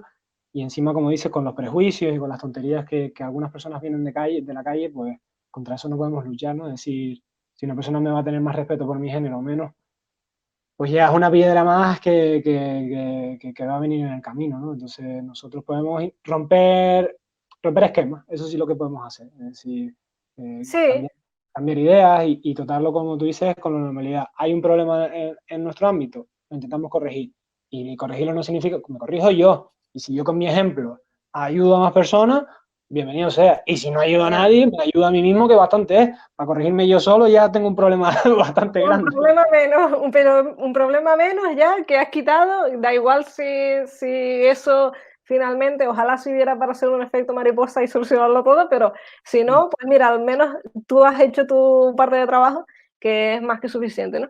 Es cierto, eso que hay que encontrar como ese equilibrio, ¿no? De tener la suficiente confianza en el profesor como para dejarle hacer su trabajo, pero al mismo tiempo eso, entender por qué y como tú decías, si no tienes una profesora, si no tienes un profesor al que le puedas decir, no entiendo por qué estamos haciendo esto desde el respeto, no desde esto que estás haciendo no sirve para nada, sin ningún conocimiento anterior, ¿no? Porque también no podemos cuestionar algo sin saber en absoluto desde qué punto cuestionarlo, ¿no? Pero sí podemos ir a esa persona que nos está enseñando y decirle, esto precisamente que estamos haciendo, no sé ahora mismo por qué me encuentro, muchas veces a quien practique artes marciales le pasará eso, ¿no? Yo digo, estoy practicando esta cosa y no sé por qué, no sé para qué me va a servir. No podemos tampoco decir, si no lo sé, es que es inútil. Tal vez hay un buen motivo para que esa persona nos lo esté enseñando, deberíamos de poder ir y preguntar directamente por qué es esto y que nos den un pequeño, a lo mejor sí que necesita tiempo, pero la respuesta no debe de ser cerrada de necesitas muchos años para comprender esta maestría de no sé qué, no, sino debe de ser, mira, esto sirve para desarrollar ciertas habilidades que te van a servir en estas ocasiones concretas. Tal vez al principio te es confuso, piensas que es contraproducente, pero en poco tiempo practicándolo empezarás a encontrarle sentido. Sobre todo ese punto, ¿no? De en poco tiempo practicándolo, no en 200 años, sino en unos meses que estés practicando esto, ya verás que le vas a encontrar este sentido, ¿no? Y si efectivamente lo que suele ocurrir es que en esos meses que lo practicas le encuentras el sentido. Y si no lo encuentras, vuelve a preguntar. Mm, Totalmente, sí, sí, sí, totalmente de acuerdo y perder ese miedo también, ¿no? A preguntar muchas veces, pues yo mismo, ¿no? Yo quería hablar con esto contigo, no sabía, porque es como un tema complicado. Inmediatamente tú, con toda la naturalidad del mundo, hemos estado hablando. Que muchas veces, ¿no? Siempre nos ponemos en lo peor, nos ponemos en, va, me va. Lo mismo, ¿no? Decir, oye, mira, quiero grabar un podcast contigo y yo, eso de echarle un poco de morro, porque al final ves que, ¿sabes? Hay que Sí. preguntar a los profesores, a los compañeros, y no hay que tener miedo. Y lo que tú dices, si vemos en el profesor, oye, pues mira, es que a mí me gustaría que también, yo qué sé, pues me dijeras todas a veces, porque yo aquí, ¿sabes? Somos un par de chicas y a lo mejor no nos incluyes, y yo digo, ah, vale, pues perdón, y me corrijo, y me costará, pero no tener ese miedo de callarte las cosas, porque eso al final se te va quedando, se te va quedando, se te va quedando, y hay que hablar, hay que hablar. Yo creo que hoy en día, más que nunca, tenemos oportunidad para aprender, para seguir desarrollándonos fuera y dentro del tatami, y es más fácil que nunca. Y creo que eres una persona, por ejemplo, cualquier alumno o alumna tuya, va a haber muchas cosas que pueda hablar contigo que a lo mejor hace 20 años eran impensables, ¿no? Es Desde decir, luego. porque no había espacio a ello, porque no había esa predisposición y que hoy en día la hay, yo creo que muchos se van a sorprender si hablan con sus profesores, con sus profesoras de determinadas cosas que a lo mejor no están de acuerdo y que a lo mejor esa persona dice de repente, oye, pues tienes ahí un punto de razón, déjame que lo piense, vamos a ver si podemos corregirlo. Yo creo que es muy interesante y ya digo, que echen un poquito de valor, que no siempre va a ser una respuesta negativa. Y si la hay, ya te está diciendo más de esa persona, de lo que si esa persona va a tener una reacción súper violenta, tú vas a decir, No wow. debería de ser, por supuesto, a no ser si te diriges desde el respeto y no desde el tirar por la borda el trabajo de la otra persona, ¿por qué va a haber una agresión violenta? No debería de haberla en absoluto. Sobre todo porque seguramente tu profesor seguramente ha tenido esas dudas también en algún momento y posiblemente sepa contestarte desde ese recuerdo de yo también dudaba esto, pero esta cosa y esta cosa. Entonces es genial por lo general, es un ejercicio estupendo. Comentábamos al principio del podcast, Alba, que tú das clases en el sur de Tenerife, y yo para mí, la gente que sea de aquí de Tenerife lo va a entender rápido, pero bueno, para el que sea de fuera, el sur y el norte de Tenerife son como dos culturas muy distintas, que hay no sé, hay un cambio bastante significativo para las personas que vivimos aquí, quizás es más que evidente, ¿no? En el sur hay mucha más conexión entre culturas, hay más idiomas, es como otro mundo, ¿vale? Entonces me gustaría pues, un poco hablar, ¿no? Del mundillo de las artes marciales en el sur de Tenerife y cómo este cambio cultural, que para el que a lo mejor sea de fuera, ve la isla chiquitita y dice, pero ¿qué estamos hablando? Si esto es muy chiquitito, pero sí que hay un cambio cultural, económico, o sea, a todos los niveles son como dos partes de la isla muy distintas, ¿no? Entonces, me gustaría saber tu opinión, sí, porque me imagino que tú habrás tenido la oportunidad de dar clases en distintas partes de la isla, aunque ahora estés más en el sur y habrás sido alumna en otras partes, entonces, si eso afecta de alguna forma, o sea, si estás de acuerdo, ¿no? Porque a lo mejor tú dices, oye, pues no es tan distinto el sur y el norte, y si estás de acuerdo conmigo, ¿cómo afecta eso, ¿no? A los clubes, a los distintos alumnos que puedas tener. No, sí, por lo general es sorprendente la distancia, con la poca distancia física que tenemos, la verdadera distancia que hay entre sur y norte de la isla, porque hay mucha. En realidad, el mayor problema, por llamarlo así, puede ser la falta de relación que tengamos con otras escuelas que estén más alejadas, más hacia el norte de la isla. Por lo general, el sur se acaba conformando como una especie de entorno que al mismo tiempo es muy abierto por ser turístico, pero al mismo tiempo es muy cerrado en el sentido de que no es necesario para alguien que esté en el sur, por lo general, trasladarse para el norte de la isla, más que para contadas cosas. Puedes hacer una vida en el sur de la isla sin mayor problema. Entonces, sí es cierto que nos encontramos una especie de burbuja, pero al mismo tiempo es una burbuja que es muy permeable. Ahora que no tenemos turismo, se nota esa gran diferencia, ¿no? Pero antes, por ejemplo, nuestra escuela, cuando ya estaba esto de coronavirus, ya se estaba empezando a oír y demás, pero todavía no se había confirmado nada aquí en la isla.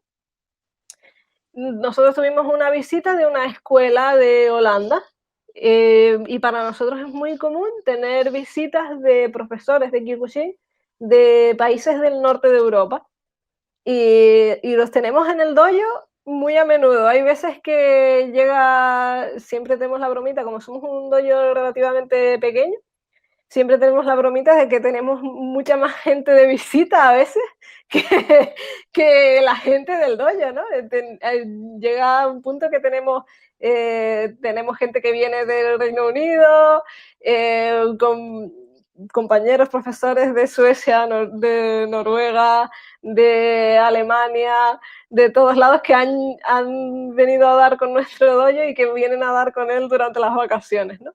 Entonces se convierte en esa pequeña burbuja en la que puedes mantenerte en un sitio, pero al mismo tiempo tener un contacto continuo con el exterior, ¿no?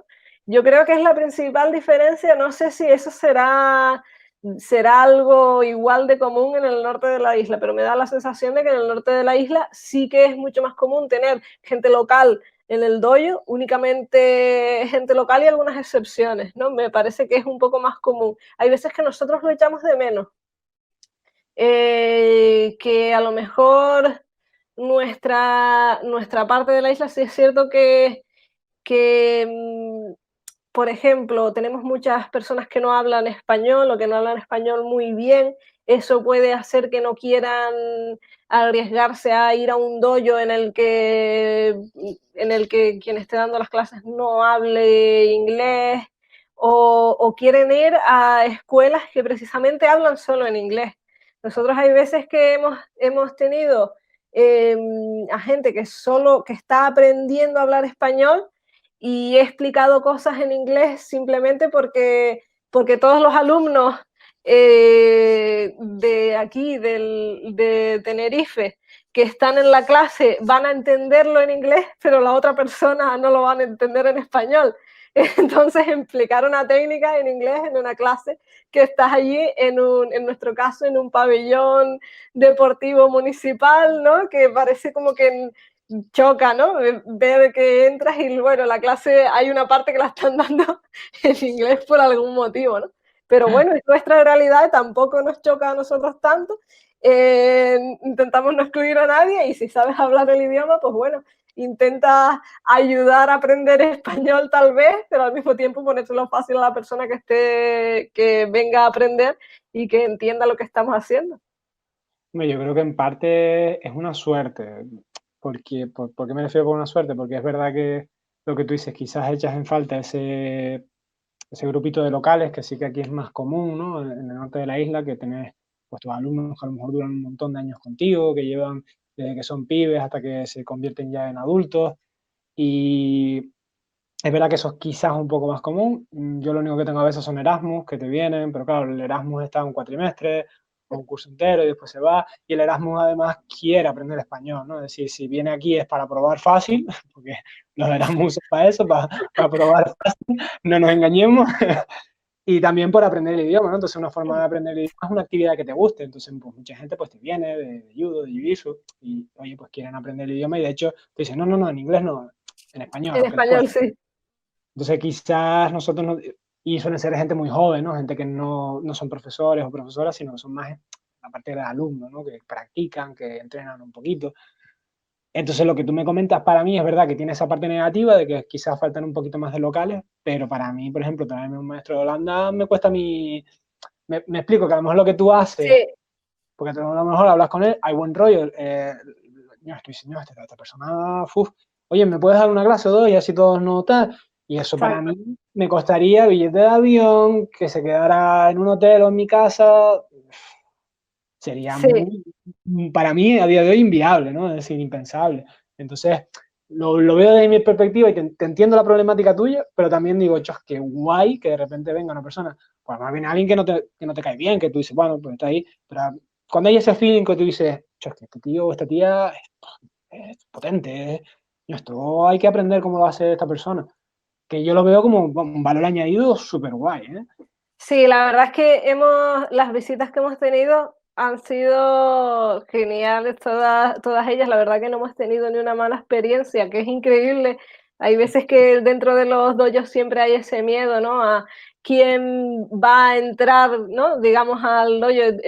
Tienes miedo sobre todo de que no sea respetuoso con tus alumnos, ¿no? Ese es el mayor problema. Estás metiendo a alguien dentro del dojo que si en un momento dado falta el respeto a tus alumnos, y con falta de respeto me refiero a esas cosas como lo que estábamos hablando, ¿no? De forzar un entrenamiento más duro de a lo mejor lo que ciertos alumnos están preparados para hacer o demás. Eso les va a incomodar y te estás arriesgando, ¿no? Pero no nos ha sucedido en ningún caso. Ha sido una manera estupenda de hacer amistades con otras escuelas de Kyokushin que tienen una visión muy parecida a la nuestra y sobre todo es una manera también para que quienes están en el dojo vean cómo se hace fuera, ¿no? La mayoría de las veces les sorprende que viene algún profesor de fuera, que es un cuarto dan de otra organización y da la clase y se sienten familiarizados con todo lo que está sucediendo, ¿no? Aprenden cosas nuevas y yo también las aprendo, pero al mismo tiempo sienten esa sensación de estas cosas son nuevas para mí, porque esta persona está haciendo un esfuerzo ya que viene y ya que da una clase, voy a enseñar algo que creo que de lo que estas personas se pueden aprovechar, ¿no? que pueden exprimirlo, pero al mismo tiempo noto que precisamente tengo una base, ¿no? Veo que la gente esta que acaba de venir de otro país, de otra organización, no está haciendo unas locuras que son inalcanzables para mí, sino veo que entiendo qué es lo que está sucediendo, ¿no? Y eso también es importante. Yo creo que eso sí es una de las mejores cosas que me llevo, ¿no? Sí, tendemos a infravalorarnos, creo yo, aquí en la isla en general. Mm, Después sales fuera y dices, es verdad que hay niveles, en todo hay niveles y en todo hay... Pero después uno dice, bueno, es decir, aunque haya niveles, tampoco estamos haciendo locuras aquí, que seguimos un camino y lo que tú dices, no va a ser tan distinto como se imagina uno un entrenamiento aquí, que en Madrid, que en París o que en Tokio. Es decir, va a haber diferencias, evidentemente, pero más o menos te desenvuelve. Más o menos si llevas un sí, tiempo no estamos tan perdidos. Y yo lo veo en estilos, lo veo en distintas cosas y es como, al final, la globalización, una de las cosas buenas que tiene es que vamos todos un poco por este camino y ya no hace falta irse todos los años a Japón para aprender Kyokushinkai o irse todos los años a Corea para aprender Taekwondo, no. Realmente tú puedes tener una base muy parecida a la del origen en la otra punta del mundo. sí. Cuando yo, bueno, cuando estoy preparando el guión para el podcast y demás, siempre me gusta echar un vistazo en redes sociales de la persona con la que, ¿no? a la que invito, que después siempre al final invito a la gente pues, que diga dónde la podemos encontrar y ya me dirás más adelante. Y me llamó mucho la atención que en tus redes sociales veo un montón de entrenamientos al aire libre y era algo que yo hacía mucho de pequeñito. Me gustó verlo porque eso me recordó a mi infancia, ¿no? Y fue como algo súper chachi. Y también por el momento histórico que estamos viviendo, que probablemente no podamos retornar los entrenamientos como los conocíamos nosotros al 100% hasta dentro de bastante tiempo y haya que ser imaginativos en las nuevas formas de volver a entrenar. Entonces, un poco que nos cuentes tu experiencia de cómo es entrenar al aire libre, porque te he visto pues en las cañadas del Teide, en playas, y un poco que nos cuentes lo guay y lo malo para yo también saberlo, ¿no? Es decir, ir avisado. Sí, a ver, desde luego entrenar al aire libre, aparte de que, bueno, es simplemente agradable por el hecho de no estar encerrado en un cubículo rodeado de un montón de gente sudando y dejando eso de la manera que queda, ¿no? Pero bueno, realmente para nosotros que hacemos un arte marcial principalmente de golpeo, en las que no dependemos tanto de un suelo medianamente amable, porque no quiere decir nada, es decir, al final la gente también piensa, ah, bueno, sí, es que tal arte marcial solo se puede practicar en un tatami. Y dices, bueno, no es eso, sino es que si quieres practicarlo de manera reiterada, pues desde luego no lo vas a hacer en el asfalto porque no vas a poder. Pero bueno, si en un momento dado tienes que practicarlo en el asfalto por situación de necesidad, lo harás. Puedes practicar un derribo, ya más Sí. no. Si te sale un derribo ya el compañero se va a quedar ahí, que no... Sí. Entonces, bueno, en nuestro caso, sí lo podemos hacer porque podemos ponernos zapatos y ir y practicar y ya está. Y podemos ir simplemente a una calle por ahí con nuestra ropa normal de deporte o en karate y me gusta irlo cambiando. Eh, y nada, y simplemente practicar al aire libre en un entorno que a mí también me gusta por el hecho de eso, ¿no? De no perdonar tanto como el tatami, ¿no? Al final es totalmente diferente nuestra manera de practicar combate. Parece que no, porque al final siempre estamos sobre los pies, ¿no? Y debería de parecer que es lo mismo, aunque practiquemos en tatami o practiquemos fuera en la calle, ¿no? Pero realmente no lo es. Cambia bastante la situación, al final estás cambiando un montón de factores, estás cambiando el suelo, estás cambiando el entorno, estás cambiando de qué está rodeado todo y lo que llevas puesto y demás, ¿no? Y eso, pues, digamos que por el punto, por ejemplo, de las aplicaciones a defensa personal, va a ser mucho más interesante, ¿no? Porque hay veces que pensamos en el espacio blando del tatami, pero también en el espacio diáfano y el espacio urbano no es tan diáfano a veces. Es ideal buscar uno que sí lo sea para practicar, pero la realidad es que no lo es y está bien practicar con las dificultades que nos plantea. Igual en una playa tal vez sí es un entorno más amable para practicar cuestiones de suelo, pero al fin y al cabo es un entorno al aire libre, igual que puede ser césped o demás. Son cosas que nos podemos encontrar en nuestro día a día y que si intentamos mirar cómo podemos practicar nuestro arte marcial dentro de esos diferentes entornos, pues enriqueceremos la manera en que lo estamos practicando. Hay veces que es una cuestión simplemente de disfrutar y de salir un poco, pero también tiene su puntillo que me resulta muy, muy interesante de decir, bueno, ¿y cómo es que lo que estoy haciendo solo lo puedo hacer dentro de este espacio controlado? No, vamos a salir y vamos a practicar qué dificultades tiene aquí en la playa, vamos a cansarnos las piernas más con la dichosa arena, vamos a tirarnos arena en la cara con las patadas, ya el golpe no es el daño principal, sino es la arena en los ojos, que queda después, todo eso, esa serie de inconvenientes que solo vienen con practicar al aire libre.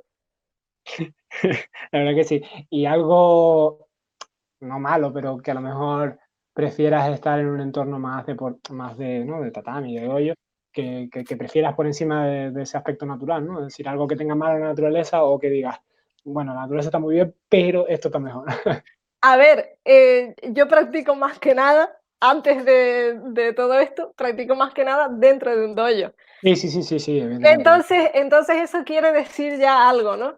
Yo estoy tomando la decisión activa de preferir el espacio del dojo porque eh, al final es esa misma cuestión que hablábamos antes, ¿no? Tú no quieres, está bien practicar el arte marcial que estás haciendo y hacerlo de una manera que sea dura, que te rete, que te suponga retos, pero al mismo tiempo necesitas hacerlo de una manera que lo puedas sostener en el tiempo, ¿no? Y el espacio del tatami te permite cometer más errores de una manera mucho más abierta. Hay a lo mejor técnicas, patadas o lo que sea que vas a hacer y que te vas a caer al suelo. Claro. Si estás en la calle simplemente no las vas a practicar. Porque no las vas a practicar, no merece la pena. Pero si estás en el tatami sí lo vas a hacer, porque da igual. Si me caigo, me caigo. Y luego llegará un punto en el que las practicarás tanto en el tatami que te da igual hacerlas en la calle, porque ya no tienes dudas sobre si vas a caerte, si no, si estás corriendo peligro, si no. Entonces, ¿qué es? Es el espacio perfecto para el ensayo y error, ensayo y error. En la calle no te perdona tanto los errores y entonces no es un espacio tan ideal, porque un espacio para aprendizaje, lo ideal es que te perdone los errores.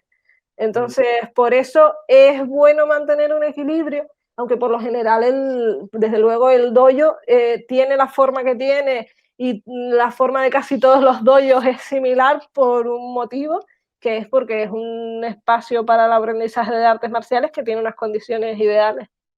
Pues sí, pues muy interesante, ¿no? Ese giro de tuerca, ¿no? En la propia seguridad que da el dojo o el gimnasio para que el alumno o la alumna pueda progresar de manera segura. La verdad que es muy interesante. Antes de despedirnos, Alba, me gustaría preguntarte una pequeña cosa, porque lo hablamos por fuera, ¿no? De la charla esta, y era que entre otras aficiones y otras cosas que tú haces, me habías hablado del arte, de exposiciones y demás, y siempre me gusta un poco traer a coalición temas que a lo mejor quizás no tengan tanto que ver, pero bueno, también forman parte de tu persona, ¿no? Parte de tu personalidad. Y en este caso me gustaría saber si de alguna forma lo que haces con respecto al arte, ¿no? Te inspiras en las artes marciales o prefieres tener esos hobbies bien separados un poco para tener una división mental entre lo que es un poco más trabajo y dedicación, que también es una pasión, como son las artes marciales, de lo que a lo mejor es el arte, que a lo mejor en tu cabeza tú lo prefieres separar, o si realmente de vez en cuando sí que puedes coger alguna inspiración, porque a lo mejor estás entrenando y estás, yo qué sé, haciendo la parte física y te abstraes y de repente te sale una idea para un cuadro, para una fotografía o para algo. Si hay eso o es una desconexión total. Sí, sí ha habido una conexión, no puedo decir que no, porque hace poco di una charla en la Fundación César Manrique hablando sobre arte y crítica de arte y llevaba un protector vocal y pasaban unas ciertas cosas. Entonces no voy a decir que no lo he conectado porque sí lo he hecho hace muy poco. Entonces sí lo he conectado a veces, pero más porque yo ahora mismo sí es cierto que estoy escribiendo un poco más, soy esa cosa tan pedante que es centrarse en teoría dentro del arte, que es una cosa como muy, muy, muy pedante. Eh, pero, pero sí que creo que es casi imposible no verle una conexión cuando precisamente haces arte y haces artes marciales, ¿no? Al final, esa conexión del nombre no es banal, no sucede porque sí. Al final, ambas tienen esa cuestión de que son, digamos, como reinterpretaciones del mundo, ¿no? Como representaciones diferentes, con diferentes formas de lo que sucede en el mundo, de lo que sucede en nuestros cuerpos y demás, ¿no? Es decir, las artes marciales no son defensa personal estrictamente, sino tienen algo más, ¿no? Tienen un detalle detrás que es como de reinterpretar todo aquello que verdaderamente sucede en las confrontaciones violentas, simples, básicas de defensa personal, y son reinterpretarlas y darles un contenido mucho más extenso, que llega mucho más allá de lo que es, ¿no? Al final el arte es lo mismo, ¿no? Es tomar esta pequeña cosa que no tiene necesariamente mucho trasfondo y darle un trasfondo mayor, ¿no? Tienen esa relación y sí se las veo, no tanto en el sentido de ahora, yo qué sé, yo practico tal cosa en el dojo y hago tal trabajo artístico fuera, no es una traducción tan directa de una cosa a otra, pero sí que la manera de pensar, de generar algo dentro del mundo del arte y la cultura, me parece muy similar a la manera de pensar de generar algo en las artes marciales, ¿no? Al final es siempre esa idea de cuestionar lo que está fijo y está establecido, moverlo, empujarlo un poco, desestabilizarlo, ¿no? Y eso es lo que le da gracia al arte, lo que le da interés a las artes marciales. Creo que se conectan más que por el contenido, por la metodología en la que funcionan. No soy capaz de decir ahora mismo como una idea muy, muy concreta al respecto, pero espero ahí que estarme explicando de algún modo, ¿no? Al fin y al cabo es eso, yo creo que si puedo tirar de algo tradicional japonés, ¿no? Es que esta idea de yo dentro del mundo del arte, pues sí pinto y escribo, esas son las cosas que principalmente hago. Y digamos que en las artes marciales siempre ha habido una relación, ¿no? Entre el pelear, pintar, escribir dentro de las artes marciales japonesas, y creo que algo estaban apuntando bien. No tanto el hecho de que sea necesario saber las tres, que por mí genial. Si quieren aprender a hacer las tres, a mí me parecen que las tres son cosas muy entretenidas, y si tienen la posibilidad de dedicarle algo de tiempo de su vida, genial por ustedes. Si están haciendo otras cosas, también genial, porque no todo en la vida es el arte, ni mucho menos. Hay muchas cosas importantes que hacer, pero sí es cierto que creo que tradicionalmente en las artes marciales esa idea de que escribir tiene similitud con pintar y de que pintar tiene similitud con pelear, sí tiene un parecido dentro de la metodología, dentro de la manera de hacer, aunque sea difícil de explicar. No, yo creo que sí que te has explicado, yo creo que sí que se transmite la idea, y sobre todo yo lo que extrapolo, ya no solo de ti, sino de personas que he traído a hablar de aquí, es que cuanto más se desarrolla, evidentemente en el mundo que vivimos hay que especializarse, ¿no? Es decir, Sí, pues, incluso el médico no puede ser médico, tiene que ser cardiólogo.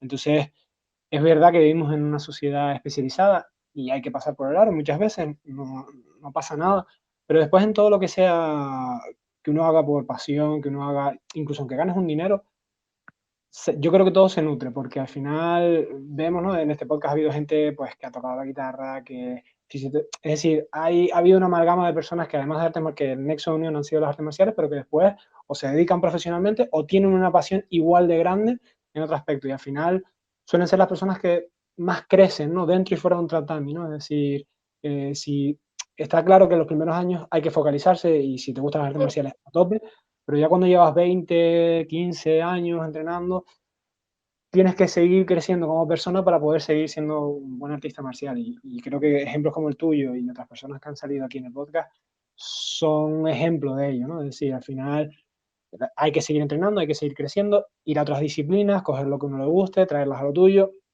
y después incluso fuera, seguir formándose. También para ser, yo creo que una persona interesante, ¿no? Es decir, pues si solo te dedicas a una pequeña cosa en este mundo, pues creo que te quedas corta, creo que te quedas corta. Sí, Pues desde Alba, luego. muchas gracias por venir, espero que hayas estado a gusto. Yo la verdad que me ha encantado el podcast, conocerte un poquito más. Espero que ya sean mis alumnos, los tuyos, ¿no? Las personas que escuchen el podcast hayan tenido la misma sensación de conocerte un poquito más a ti a nivel personal. Y más allá de agradecértelo, perdón, ahora al final pues sí me gustaría que nos dijeras dónde te podemos encontrar, tanto tu dojo, como a lo mejor si tú quieres que yo ponga, esto siempre lo dejo yo debajo en Mm. YouTube, en la descripción, el canal que tú tengas, el Instagram, lo que sea, y el gimnasio donde tú des clase, pero también si tienes algún, yo qué sé, pues en algún periódico, algún sitio que tú quieras decir, mira, si quieren conocer lo que yo hago de arte, si quieres darnos alguna referencia, también la podemos poner sin ningún problema. Bueno, realmente nuestro dojo, que creo que nunca te lo he dicho porque se me ha escapado, porque a mí en las presentaciones siempre me vuelvo loca, pero, pero sí, bueno, nuestro dojo se llama Dojo Daruma. Ahora mismo estamos en Adeje, por lo general estamos en instalaciones del Ayuntamiento de Adeje. Ahora con esta situación se verá, probablemente nos traslademos, como te dije, a empezar cuanto antes podamos al aire libre a darle un poquito de caña. Siempre te daré nuestras redes sociales porque por supuesto que nuestro dojo lo pueden encontrar por Instagram, por Facebook y demás, y siempre ahí quien quiera interesarse por qué estaremos haciendo en cada momento, pues podrán estar al día de qué estamos haciendo. Y nada, bueno, en cuestiones de arte, en breve saldrá algo por la provincia, si quieren mirar los suplementos de cultura de la provincia, podrán encontrar algo, creo que este fin de semana, si no será el siguiente, algo de lo que he escrito, para que vean un poco una idea de qué otras cosas hago aparte de esto. Pero sí, en definitiva, la verdad que me ha encantado participar en este podcast. Hemos hablado, digamos, de todos esos temas ideales que me encantan y me encanta cuestionarme sobre las artes marciales. Y nada, me alegro mucho de haber podido participar. Así que nada, no puedo hacer más que darte las gracias. No, nosotros agradecidos por robarte un poquito de tu tiempo y por sacarte ideas de la cabeza. Lo dicho, quien quiera conocer a Alba, dejamos por abajo las relaciones que nos deje y si está por Adeje, no dejen de visitarla porque ya ven que es una persona excepcional y de probar sus clases si les interesa el Kyokushinkai. Un saludo a todos y muchísimas gracias, Alba. Nos vemos. Bueno,